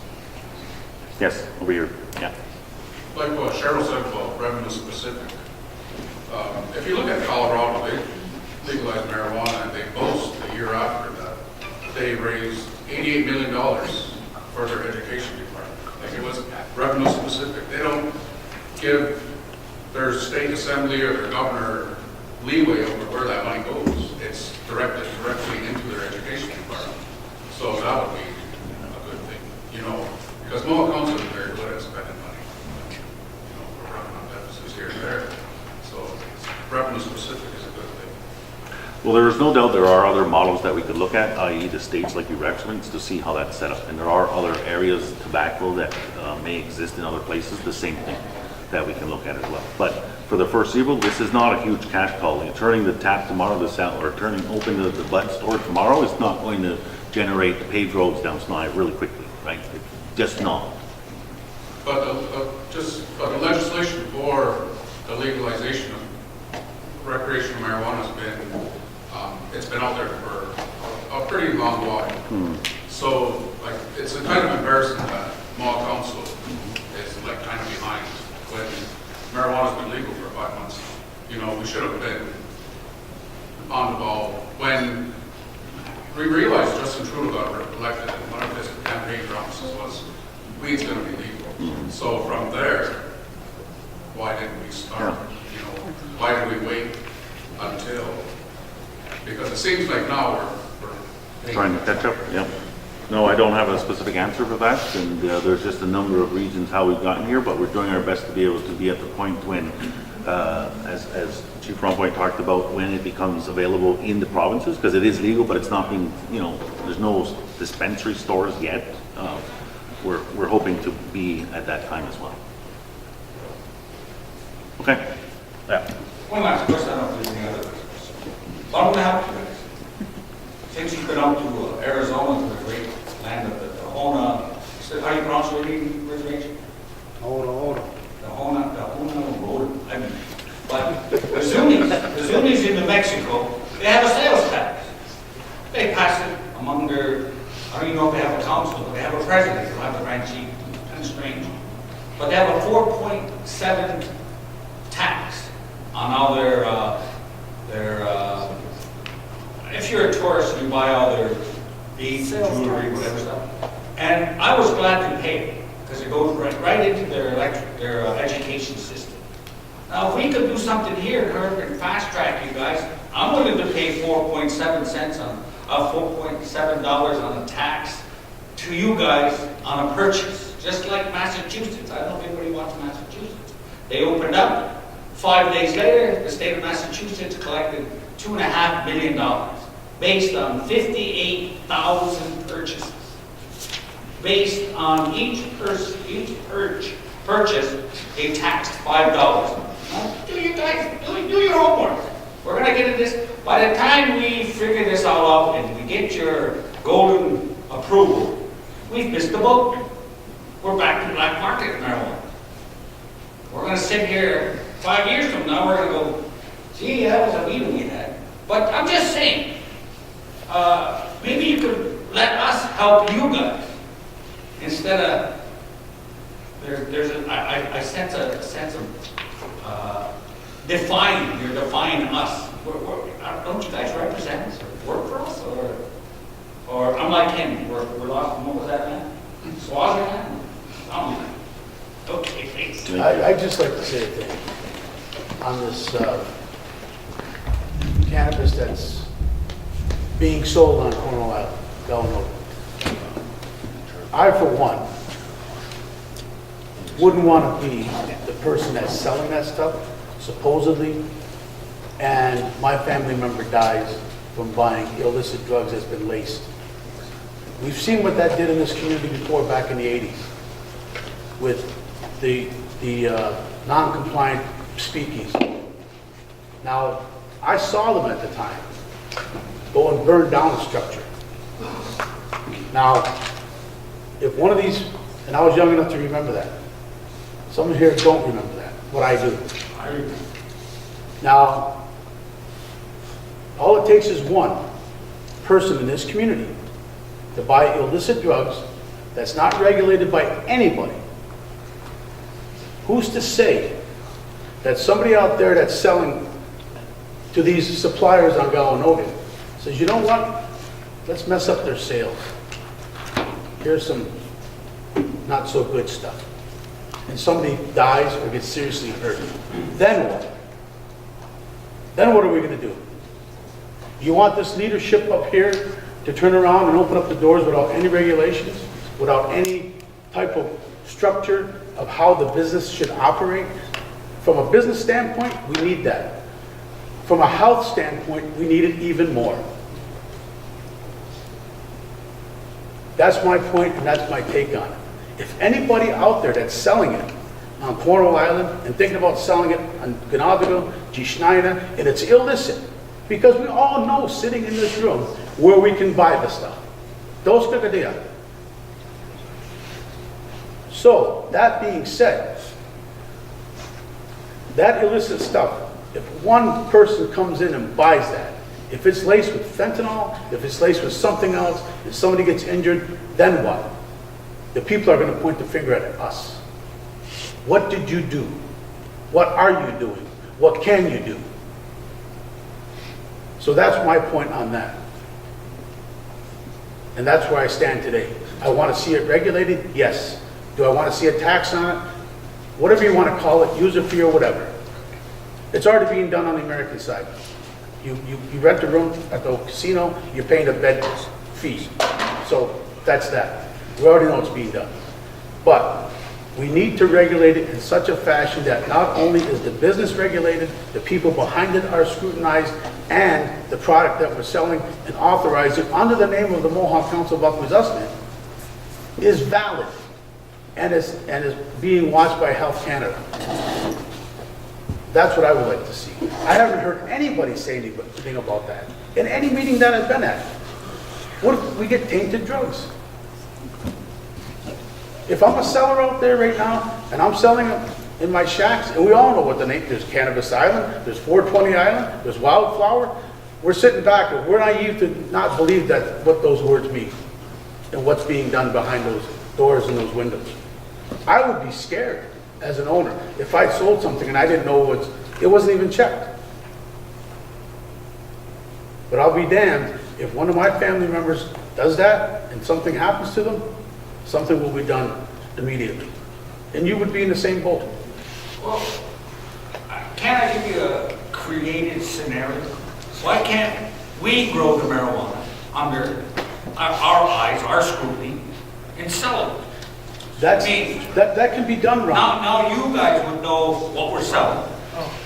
And stay within I can't say the regulations of Health Canada because I'm giving my information from California. But they're a good model to look at.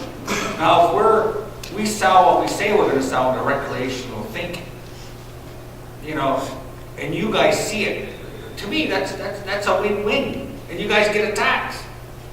We all agree that it's a win-win situation. Right. Okay, there's no doubt about that. Okay, what I'm saying, personally what I'm saying is that what's being done now is not right. It's not right at all. In my mind, that's my opinion. You're a one vote on the council. That's All right. right, we have a couple people that want to speak, so we have right here. I'm not a community member who thinks any of you sitting up there as elected leaders are being defiant in this subject matter. And I respect your words, and I'm sure half this room have thought about that, what you said, they just nobody spit it out just yet. So that was the first point I wanted to make. My next point is, being as we don't want to miss the boat anywhere, is there any way we can fast track this law, because he thinks it might take a year, but I heard you earlier say you're hoping these regulations, the interim will be amended and hopefully be produced like within 30, 40 days, whatever, correct me if I'm wrong, but is there any way to fast track the process, and I'm using hypothetics, of possibly 90 to 120 days of seeing an end result of an actual law being passed? We've been told that the fast track, we could fast track the law development, but because we do have the interim regulations in place, we do have the ability to license, right? But back to my comments earlier, it's the supply issue, right? So what is where the problem is? We can authorize it, once we develop the application and the process, we can authorize dispensaries, but it's the supply, right? If a dispensary is authorized in Ontario, they're able to buy from the Ontario cannabis, or the Ontario government, right? In other provinces, you're able to buy from the Tweeds and, of the world, right? That's where we're right now, looking to find a solution to that. Now, what was mentioned earlier about us growing here is, a possibility. That is, that would be self-sustaining, but we're not there yet, right? Even if we said tomorrow, we wouldn't have a product ready for, potentially several months or a year, right? And again, our development right now is on the retail right now, and that's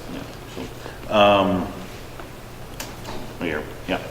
Back to Dennis's, whatever it was.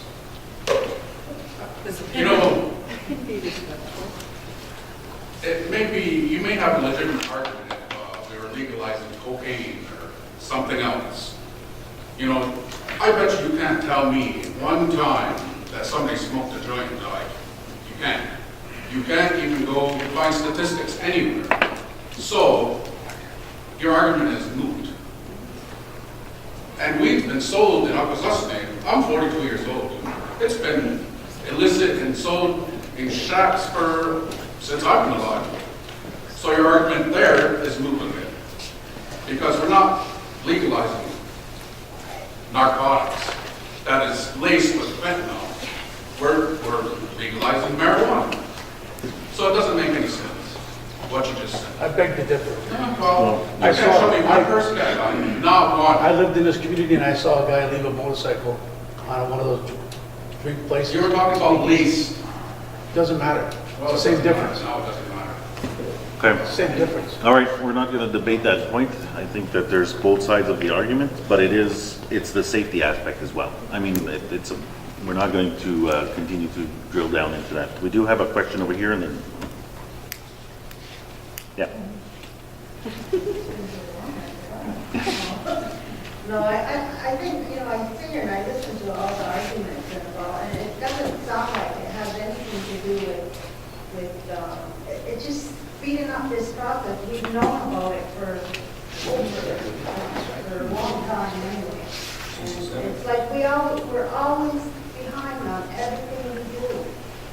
I know it's not going to take 2-3 months to create regulations. And why are we doing regulations? Regulations support the law. We're doing it backwards. So I just don't understand.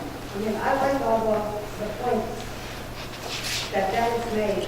They were good points. But we're always way behind. And it sounds like what these guys are saying is just speed up this process. If they're wanting to pay a tax or we are always way behind. You have a legislative committee, why not get them on the ball for this? It's not new. Yes. As Dennis was talking about the safety of this, where they're getting the stores that are open right now, where they're getting their stuff from, I think, I don't know, hypothetically saying, maybe you should shut them down for now until you pass this law that you're gonna pass, and look into the safety of where you're getting your stuff from. Until everything's clear to go, and then let them, when people open back up. Safety of the people, right, Dennis? Okay. All right, we're going to close off this discussion. I want to thank you very much for this. I think it's a healthy debate. We're not arguing about this stuff. I mean, everybody has a perspective on this, where we want to go. Believe me, every time we've had this on the agenda, we've had fulsome discussions like this, and we want to hear all of this because there are people that are interested in the business in this. There are people that are interested in not having this at all. There are people that want to make sure it's safe. We're trying to find a balance on this. I mean, we're going as fast as possible. Yes, we should have before. Yes, we're a bit behind, but we're doing the best that we can, and I want to thank you very much for the items on this. So, really, yeah. The health aspects of it, in my opinion, you look to the left, you look to the right. Every one of you's tried it, guaranteed. And it's not as crazy as you put it out to be, because the Canadian government says so, it sets their regulations. Me, I like to work nation to nation, would like to see you do that. I have friends in California and Las Vegas. If you want their policies and procedures on how they're running their operation, stay in the back. I can call them up tonight, send a pamphlet down, and you can take a look at it. That's the Puma Indians, and they got the certificate. They're dispensary, they grow it, they got the organic oils, lotions, more than just weed. There's a lot of medicinal medicines. So, I could send an email over and get that. There are policies and procedures in marijuana. It needs something to look at. No, I appreciate that. I mean, there's lots of wheels invented around this. We don't have to reinvent the wheel. Okay, so I'm very quickly, then I have to move along because I do have 2 other items to go through. Justin Trudeau said that the Canadian government is going to be looking at the black market to reach their supply. So what black market is he looking at?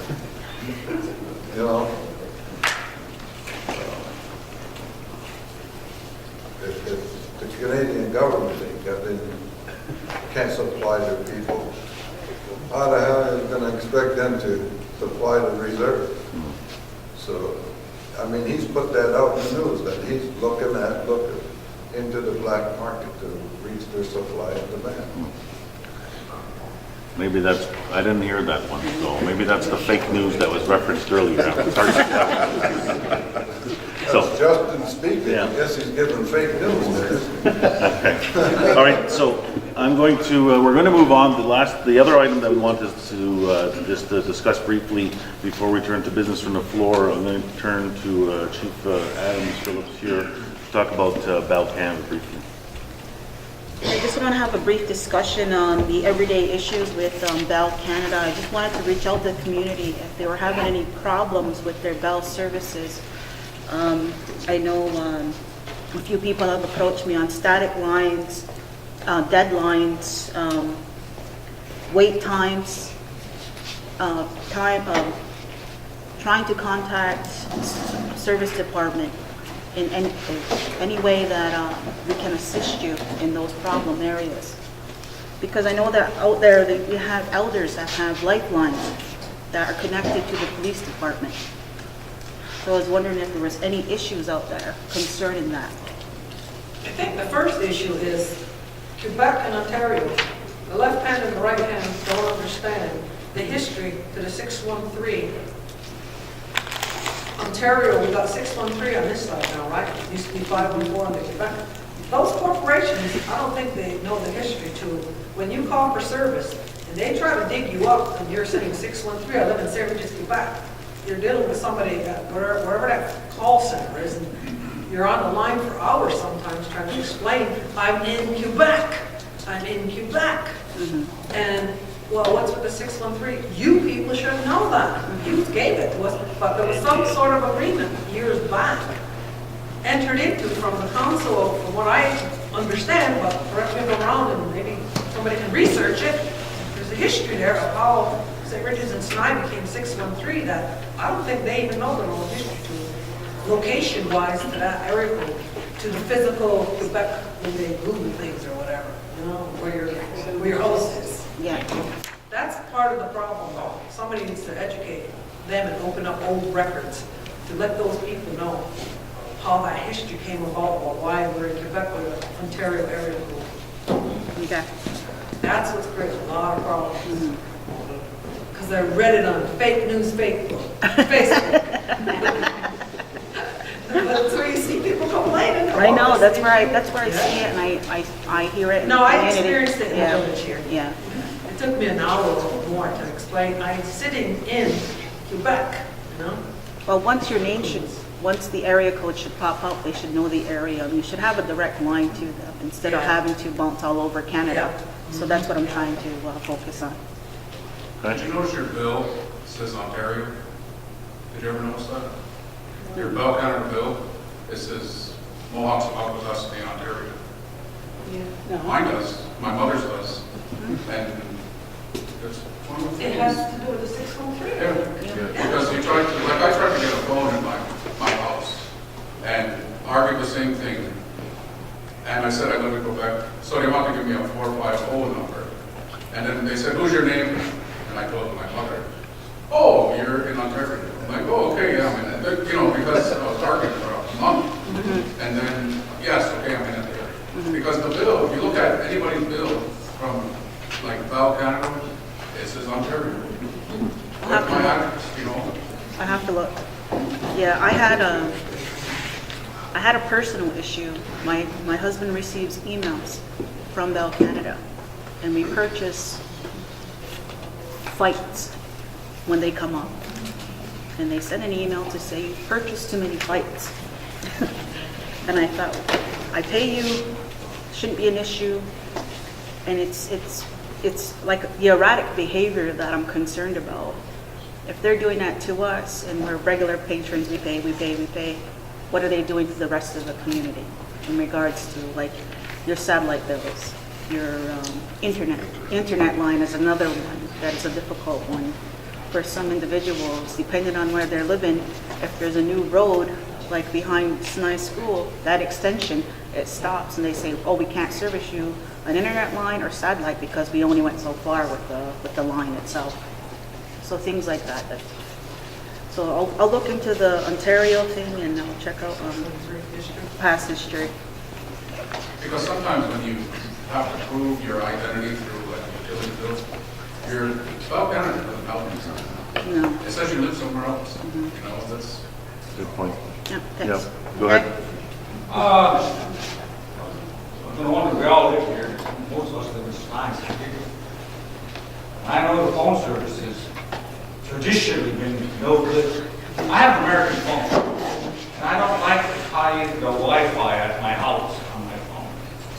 And I don't like to call home when I'm out of town when it's raining in Snide, because the phone's, all you hear is that screeching noise.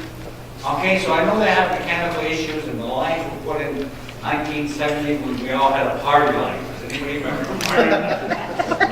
But anyway, I'm glad you raised the issue. I have an issue with that. The lines are no good. Let's update the system to the 20th century, 21st.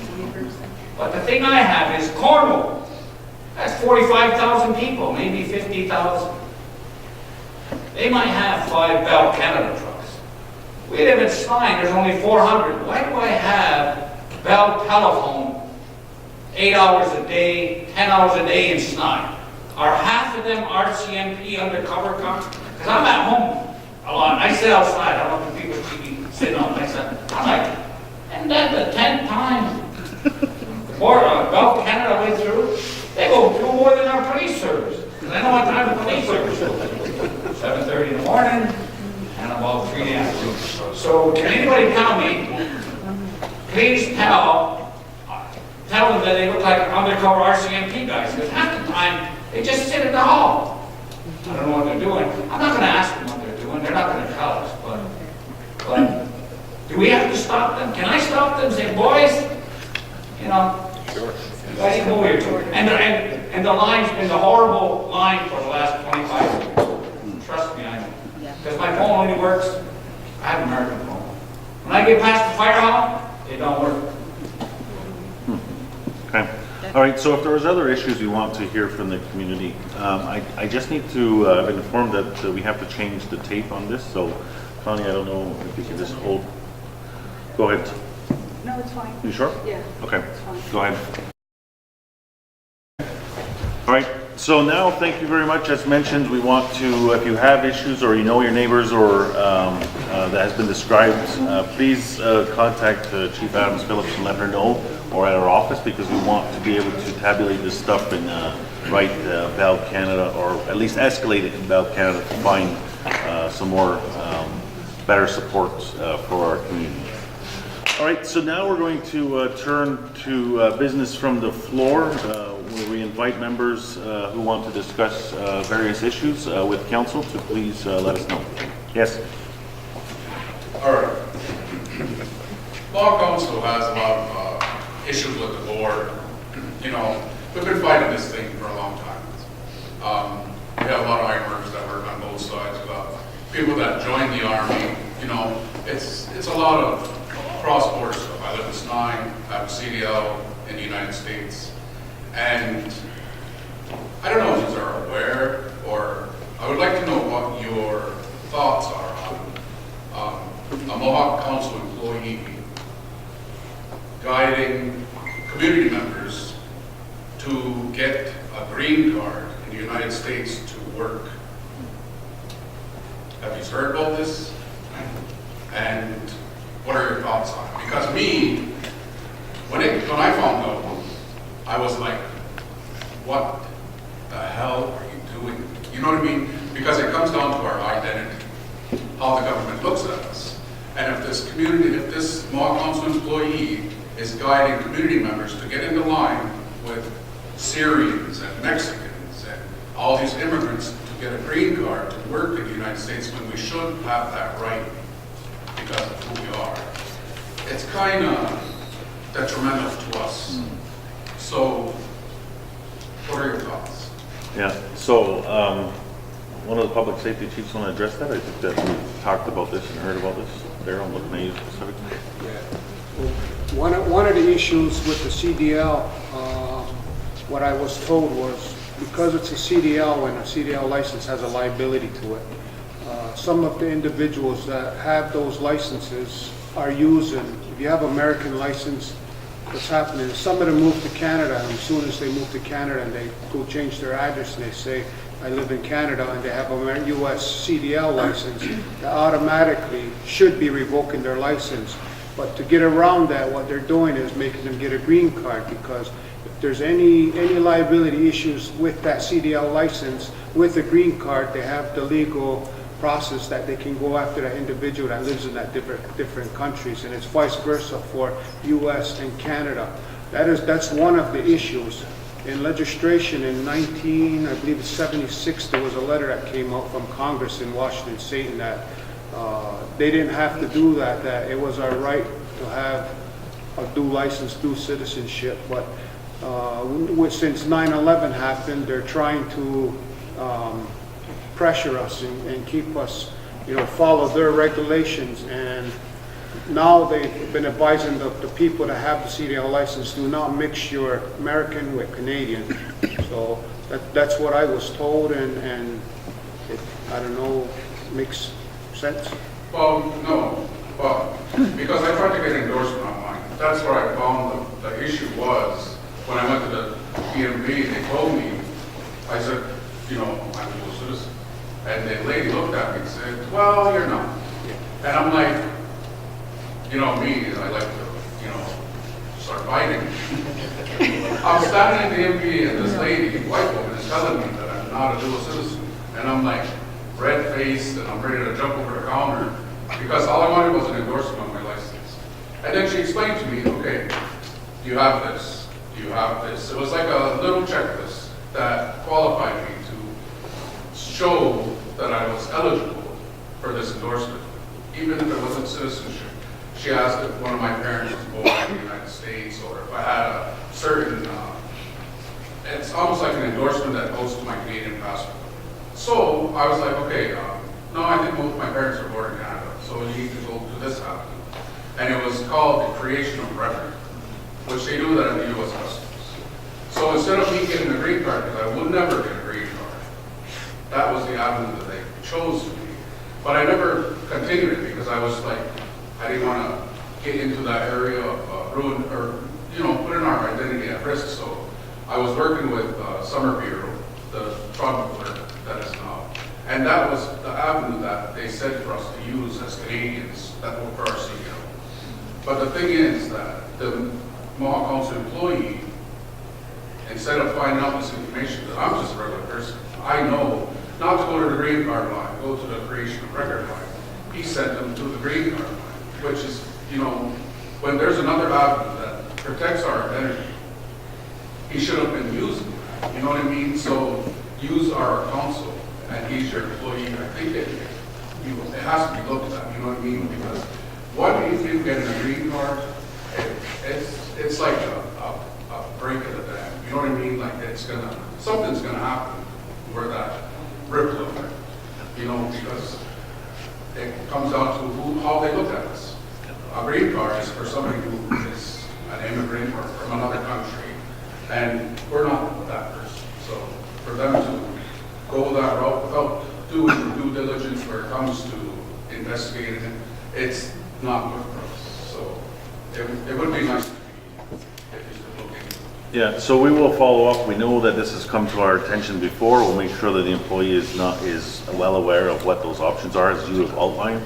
What we have done as well, since this has been ongoing, is we've written the tribe and asked the tribe to meet with us on specifically this issue and a few other kind of border woes that are American, because the tribe, this is a requirement either of New York State because they issued a driver's license, or it's somewhere with the U.S. government. So we want the tribe to assist us with finding a solution. I'm not sure that the creation of record is the best long-term solution as well either, right? But we need the tribe to help us with this as well. See, everybody that's born, that lives on Corn Island, Syracuse, and Sonoma, we are all assumed that we are dual citizens. I mean, I thought I was born with that right. But it's not the way, it's not true. I'm a Canadian citizen in the eyes of that government. You know what I mean? So it's like an education process too for people that are going to stumble into the same problem. And the thing was, the people that got the green cards, one of their parents was born in the American side, so they are actually American citizens already, so they shouldn't even been in that line. To begin with, yeah. So we have written the tribe. We are following up. We want them to take the lead on this, and if they're not going to help us on this, then we want them to put it in writing to us so that we can escalate it up, either in Albany or in Washington. So, thank you. Yes. Just for clarification, this creation of record in the 21st century is the new word for the green card. And there's an identifier in there as a code that identifies you as a Native American born in Canada, which recognizes the Jay Treaty for a right to cross. I have a green card from when I entered into the United States military that made me, without that code, one of these immigrants. How did I know that when I was a young kid? In the military being told, hey, you were born in Canada? We're going to boot you out unless you get this green card. So I got the green card. Now I go talk to customs and they said, that's a better green card than that one we're going to give you as that creation of record, because that code says you're a Native American born in Canada. We recognize you under the Jay Treaty that you have a right to cross the border. I got a better green card. Did I know that when I was young? No. But now that I know this, the creation of record in the 21st century is still a green card with the code identifying as a Native American born in Canada with the right to cross the border. Yeah. They were out with green cards. They expired, correct? Mine did. Yeah, mine did. When I was in the service, I had to get one for security clearance because I was involved with artillery. Anyway, and when I went over to Germany, I had to have a green card. And on there it said native born in Canada. But I was surprised it expired. After I got out of service, it was gone. So I never knew it was an issue like it is today.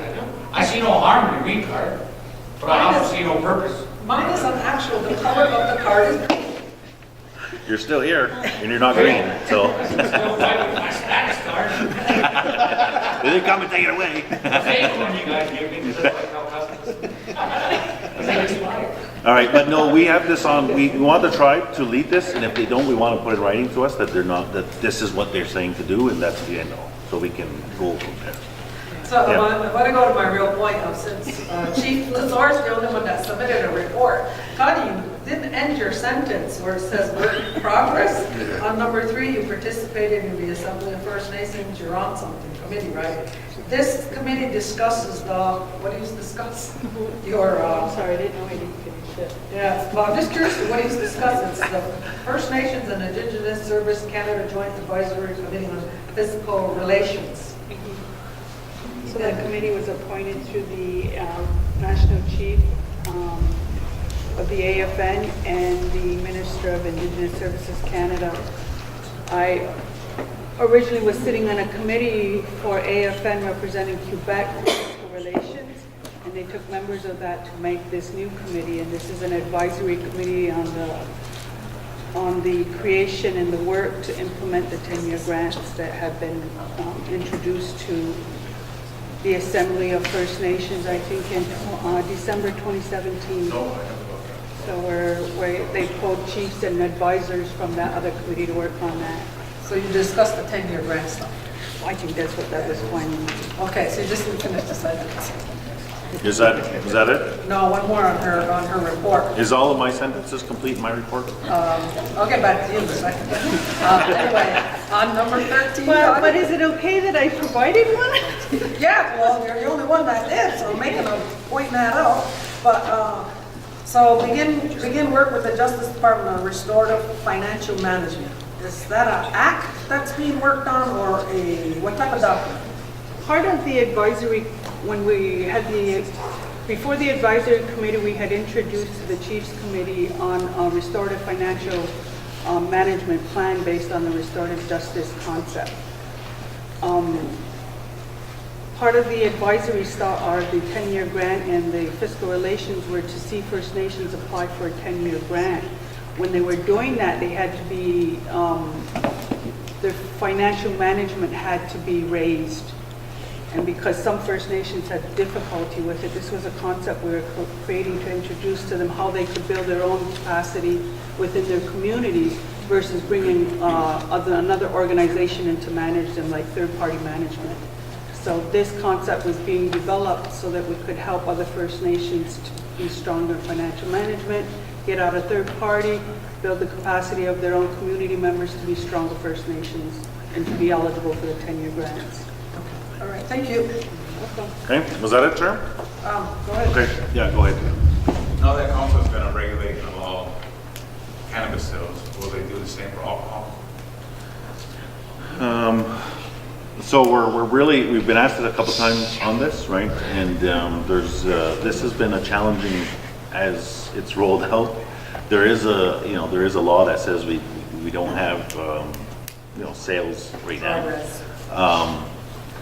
It's not a priority right now. It hasn't been identified as a priority, but it is something that as we continue to hear this, that we have to take back and start rolling out, right? What does it take to make it a priority? So the legislative commission that we talked about had done a process where they asked for what communities' priorities were. So community was able to come out and express that. That's one of the options, and I believe bringing it forward, at different venues helps escalate it as well. But understanding though, there's a lot of, if we were to have that conversation with the community, there's a lot of work that has to be to develop the regulatory regime as well, right? So we can't just, say you can sell alcohol. You're not going to get 8 cans of Budweiser. No. So I mean, but again, it is a regime that exists other places too, right? So we wouldn't be reinventing the wheel. The tribe has, regulations for this sort of thing as well. So, but yeah, that's where it's at right now. But you're not the first person to raise it since we started talking about this cannabis thing, which is it's a really good, it's a really valid. Does California have a model in place that you can do something on? On the alcohol, I don't know. They have sales. They do? So then if they sell it there, then yeah, there would be something that we could look at. Yeah. Are they under the same laws as dry res? this year? No, not if they're selling, no, they're not. They have their own regulations. But no, it's a good point. We will note it, and when those avenues come available again, we'll let you know to at least, because they have these community meetings to identify priorities, if they show up and, let them know they want them to think about this or write into them, that's an option as well. Yes? It's the only thing blocking an individual from Snyder, Singers, or Cornwall Island to gain a liquor license to sell booze is MCR that was passed in 1971, declared as a dry reservation. So how hard is it to rescind that MCR and allow, say, Darcy to apply to Quebec? Because Quebec looks at Haudenosaunee, the territory, as Quebec. You know what I mean? So that when it comes to a liquor license, why can't we get the permission or the MCR rescinded, apply for a liquor license in Quebec to sell liquor or booze or beer or open a bar with the notion or the promise that when MCA develops your alcohol, whatever, that the authority from Quebec or Ontario to have a license will revert to MCA. Yeah, I'm not too familiar with if it is a resolution that just bans it. I mean, it could be, as you're saying. I mean, so we'd have to research what it would take, and we can report that back. And again, those suggestions, are something to raise with the Legislative Commission as well. But I'm not disagreeing with what you're suggesting. I believe that went to referendum in the 80s and we voted down. Yeah, well, we do. I mean, there's no doubt that if we start having that conversation, we spend, probably almost an hour on the cannabis here. We will spend an hour on alcohol, right? Both sides of this, right? I mean, we've heard, again, it's, it's priorities and, and the energy doesn't make sense. Well, maybe it does, maybe it doesn't. I mean, that's the challenge that we face here on that as well. There's only so much that we can do reasonably without just, kind of letting the free-for-all kind of fall where it is. Yes? Does Mullen Council have spending money? Spending money? Yeah, like for, let's say, some more stop signs in the village. Okay. Slow down the speeders still in the mornings and lunchtime and leaving. Like where there's a four-way road, put the stop signs there, and then intervene that distance with maybe a speed bump to slow people down. Okay. Melissa, before I came on council, we had a problem with our corner up here. Like the traffic flow was just very dangerous, and it was considered a health and safety risk. So what I did was I did a letter. I got signatures of everybody who resides around there, and I brought that into UTS. And then from there, the director took it over to roads, and he observed the traffic flow, and he said he agreed. So they did an MCR, and an MCR was passed to install a new stop sign there. If this is something you want to entertain, then come in and see me, and I'll take a look with you of where you want. Whoever observed it out there, they don't observe it every day. No. They don't sit there all day. It's the workers that come here, and then when they leave, they just speed and speed and speed. And there's kids here and there. You never know who's going to come right across, and it's First Street and 3rd Street that's the fastest. And coming into the village and going out of the village after why is the fastest too. Something needs to be done right there to slow people down. Okay, I mean, I hope everybody cares about safety across people using St. Regis and walking around. We need stop signs at four-way stops and something to intervene to the distance and speed. And then when they're out, they just do the race as fast as they want. St. Regis is a small place and it's very congested. It is. Traffic is very I see that too. Okay. Yeah. Okay, thank you. Yes. Chief Lazar, at the general meeting on Gowinogan, I had asked for an update on the banking stuff as far as what council was working on a while back with trying to find monies to secure, like for housing projects or things like that. And you gave an update, a report on where you were at and going to the case populaire. Has there been any activity or movement on that? And if there has it been contemplated to look for working with the Pays Populaire, that's the route where avenues are looking at, to look at economic development funds for a community member to obtain, to get a match at a higher end for $1 million+ project in the community, and more specific to housing. I have an update from housing on that First Nation market housing. Yeah, I think that's what it is, but I can hardly hear you. I had a discussion today with the director of housing, and one of the things was, came back from the bank, and now it's in council's hands where they need to make a decision on whether they're gonna put funds in another account to cover the loans, like, the guaranteed loans at the bank. So it's on council's table. I believe, the director's gonna bring that forward and at the finance committee to discuss that. So that's going to be the next move. But is that for individual community members to have access to that money? Like I used my scenario, I want to build condos on Cornwall Island. And the Bank of Montreal said, we'll give you 75% of your net worth. So doing the math to what I could get from them wasn't still enough to build my condos. And I'm only saying condos because I like that word. They're nice in my mind, condos, right? But there would be apartments to help community members that there's no landlord and tenant regulations or laws in place either, so that needs to be looked at, because I'm not going to gouge the community and say $1,200 a month. No, our people can't afford those kind of rents. That's a totally different subject, but I'll put that in the back burner. So I'm thinking, okay, if this process goes through and I'm shy $500,000, will the council back me with the loan part of it? That side, is that what you're looking at? No, what it was, it increased the dollar amount with this First Nation market house to $200,000 to build, and there is a process where if an individual wants to build an apartment complex, but they're keeping it at a 4-unit apartment building, because once you go over 4 units, it becomes commercial and it's into a whole different financial aspect of banking. So they want to keep it into the residential life. They don't want to go into that. It's a whole different ballgame once you jump into the commercial side of it. But there is help up to $200,000. There's going to be, yes, it did increase it to $200,000 once if we move into that direction. Okay, so if you were to approve that, then I could go after that pot of money. Yeah. For my 4-unit now, my condo just got chopped in half. But yeah, 4 units. And keep this I have 4 families, right? And keep this in mind when you do go after this money with First Nation Market. If it's a 4-unit building you want to build, you have to have a business plan, and you have to have a 20-year plan in place where it's going to cover and pay for the rent. And there's some guidelines that you have to follow. They're going to make you submit a package. Yeah, package, a business plan. Which is they're still working on it. Thank you. All right, is there anything else? Yes. I want to know something about our schools.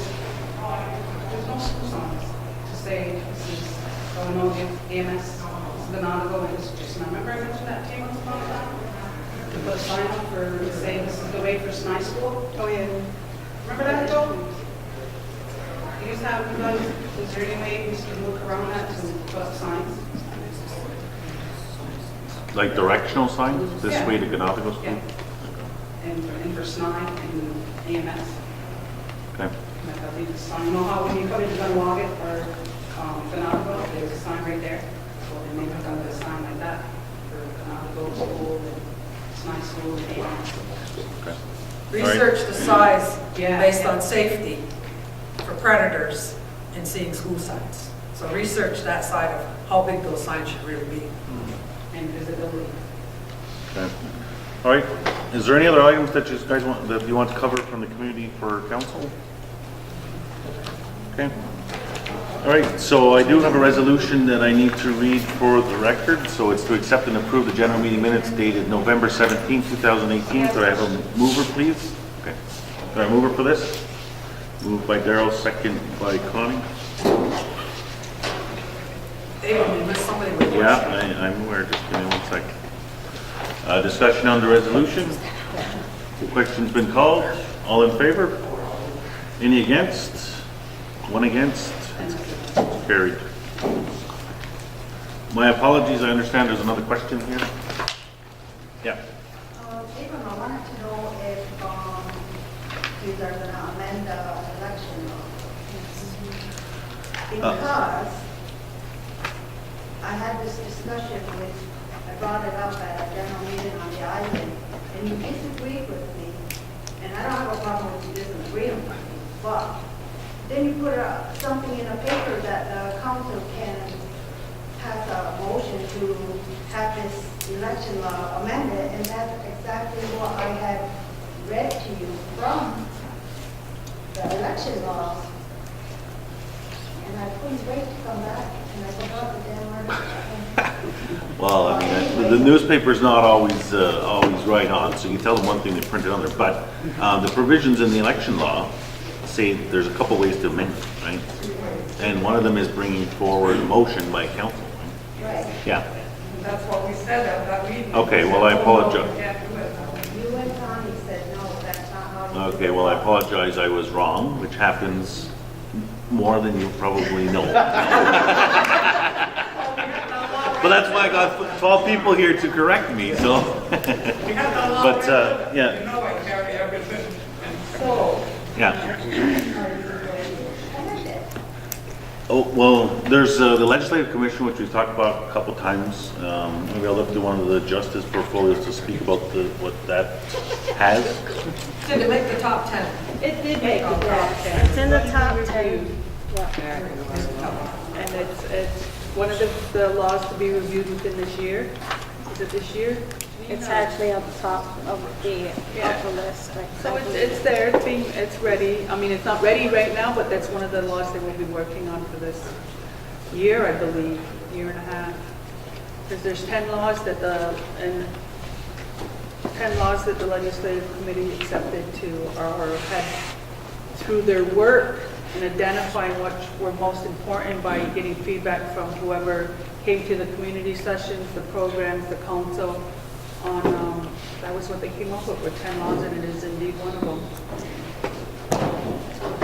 So you identified 10 that are like on the priority list?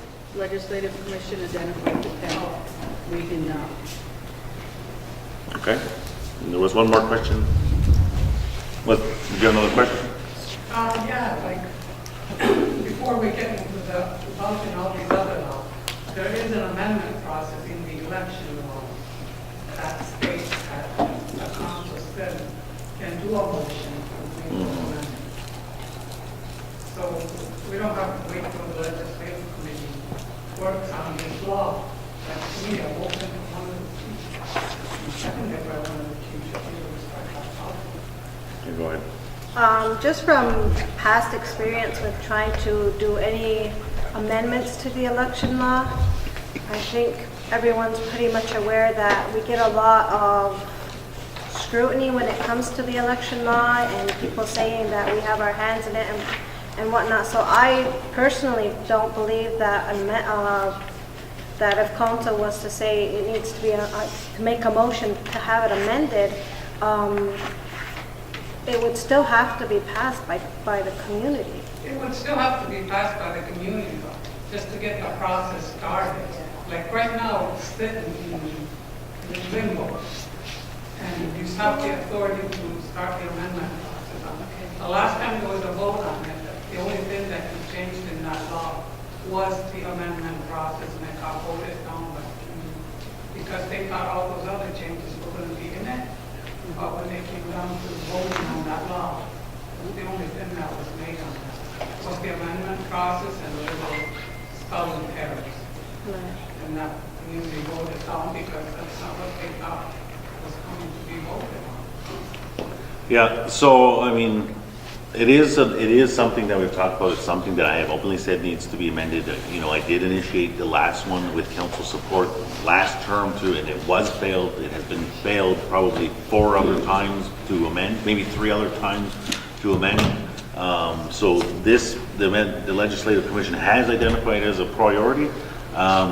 The other thing too, though, is that we're trying to develop a cannabis law. We have other laws that are in place. I mean, you know, we have to be reasonable on how much we can push out to the community. We've just ran a referendum. We have, you know, lots of things going on in the community, to then, embark on that right now is maybe not the best time. So, I mean, there's lots of optics around this stuff as well, because if we go through and say, amend the law, and we do it in 3 months, we'll probably get pushed back again, like we have over all the other 4 times that we've done it. So, I mean, we have to think strategically what's the best way.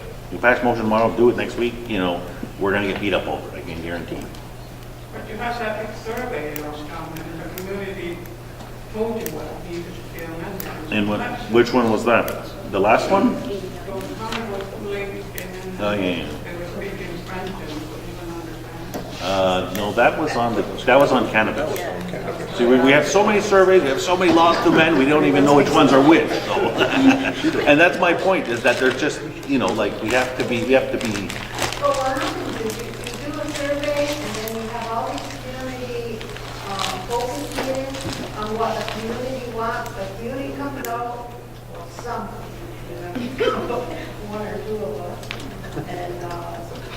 And then everything we add is not put in there. So of course it's going to get voted down because those same few community members go and go. And if all the stuff they wanted in there is not in there, then it don't make sense. It's going to get voted down. Well, we're super conscious of it. We have lots of experience in failing. So, starting a process, we really have to examine what's the best way to go about this, right? We have, like I just said, we have lots of experience in failing on this. What's the best approach to make sure we get to where the community wants the Upsession election law to be? We have to work that out, right? So passing a motion tomorrow is just going to get the people that are going to be doing the work up in a frenzy, right? Without a plan, right? So this has to be championed by somebody, and I can tell you, who's going to be that champion. It's going to be me, it's going to be member of council, it's going to be our justice department. There's lots of competing interests for work to be done. And this is something that it's on our list. It's been identified as a top 10. Hopefully it rolls out to something that the community wants to see. So we take your notes. I mean, these are the optics we have to think about as we, approach this again. One last thing I just remembered. Okay. CBSA. Something happened in that road, got a big old hole in there now. Our people are going to start hitting that, because I'm driving around it. Me too. And I almost hit where the new arm comes down now, I almost hit the bank there too. The And water 18-wheeler come, right? In that compound, with that big hole, that water line. Come on, wake up, they could have been smart enough to cover it, to make it at least level, but there's still the big hole. Our community members are gonna start complaining about that. And I just remembered, because I was gonna stop to take a picture of it. Plant the tree. They are well aware of that, CBSA. I looked at that damn hole. When are they gonna So fix I it? turned right around and I went right back in there. If they can create this fence, somebody needs to get a flat tire Yeah, and move their car. yeah, exactly, yeah. Somebody call it, ask them. Yeah, we'll follow up. We can follow up. I can call them and find out, maybe get back to the contractor that came in and did the work on the water line replacement or repair. And they should be still on call to come back in to address that, redress it up again to make it more appropriate for everybody. Yeah, I seen that, I'm just glad I got a truck. I'm driving around. We'll plant a tree in it too. Tree of peace. Wow, we're not there yet. So. The tree of peace. Okay, I have a few announcements that I want to make. So we do have the district meetings happening. On February 11th is Gawanoge, February 11th is Gisnaina, and February 19th is going to be Ganadago.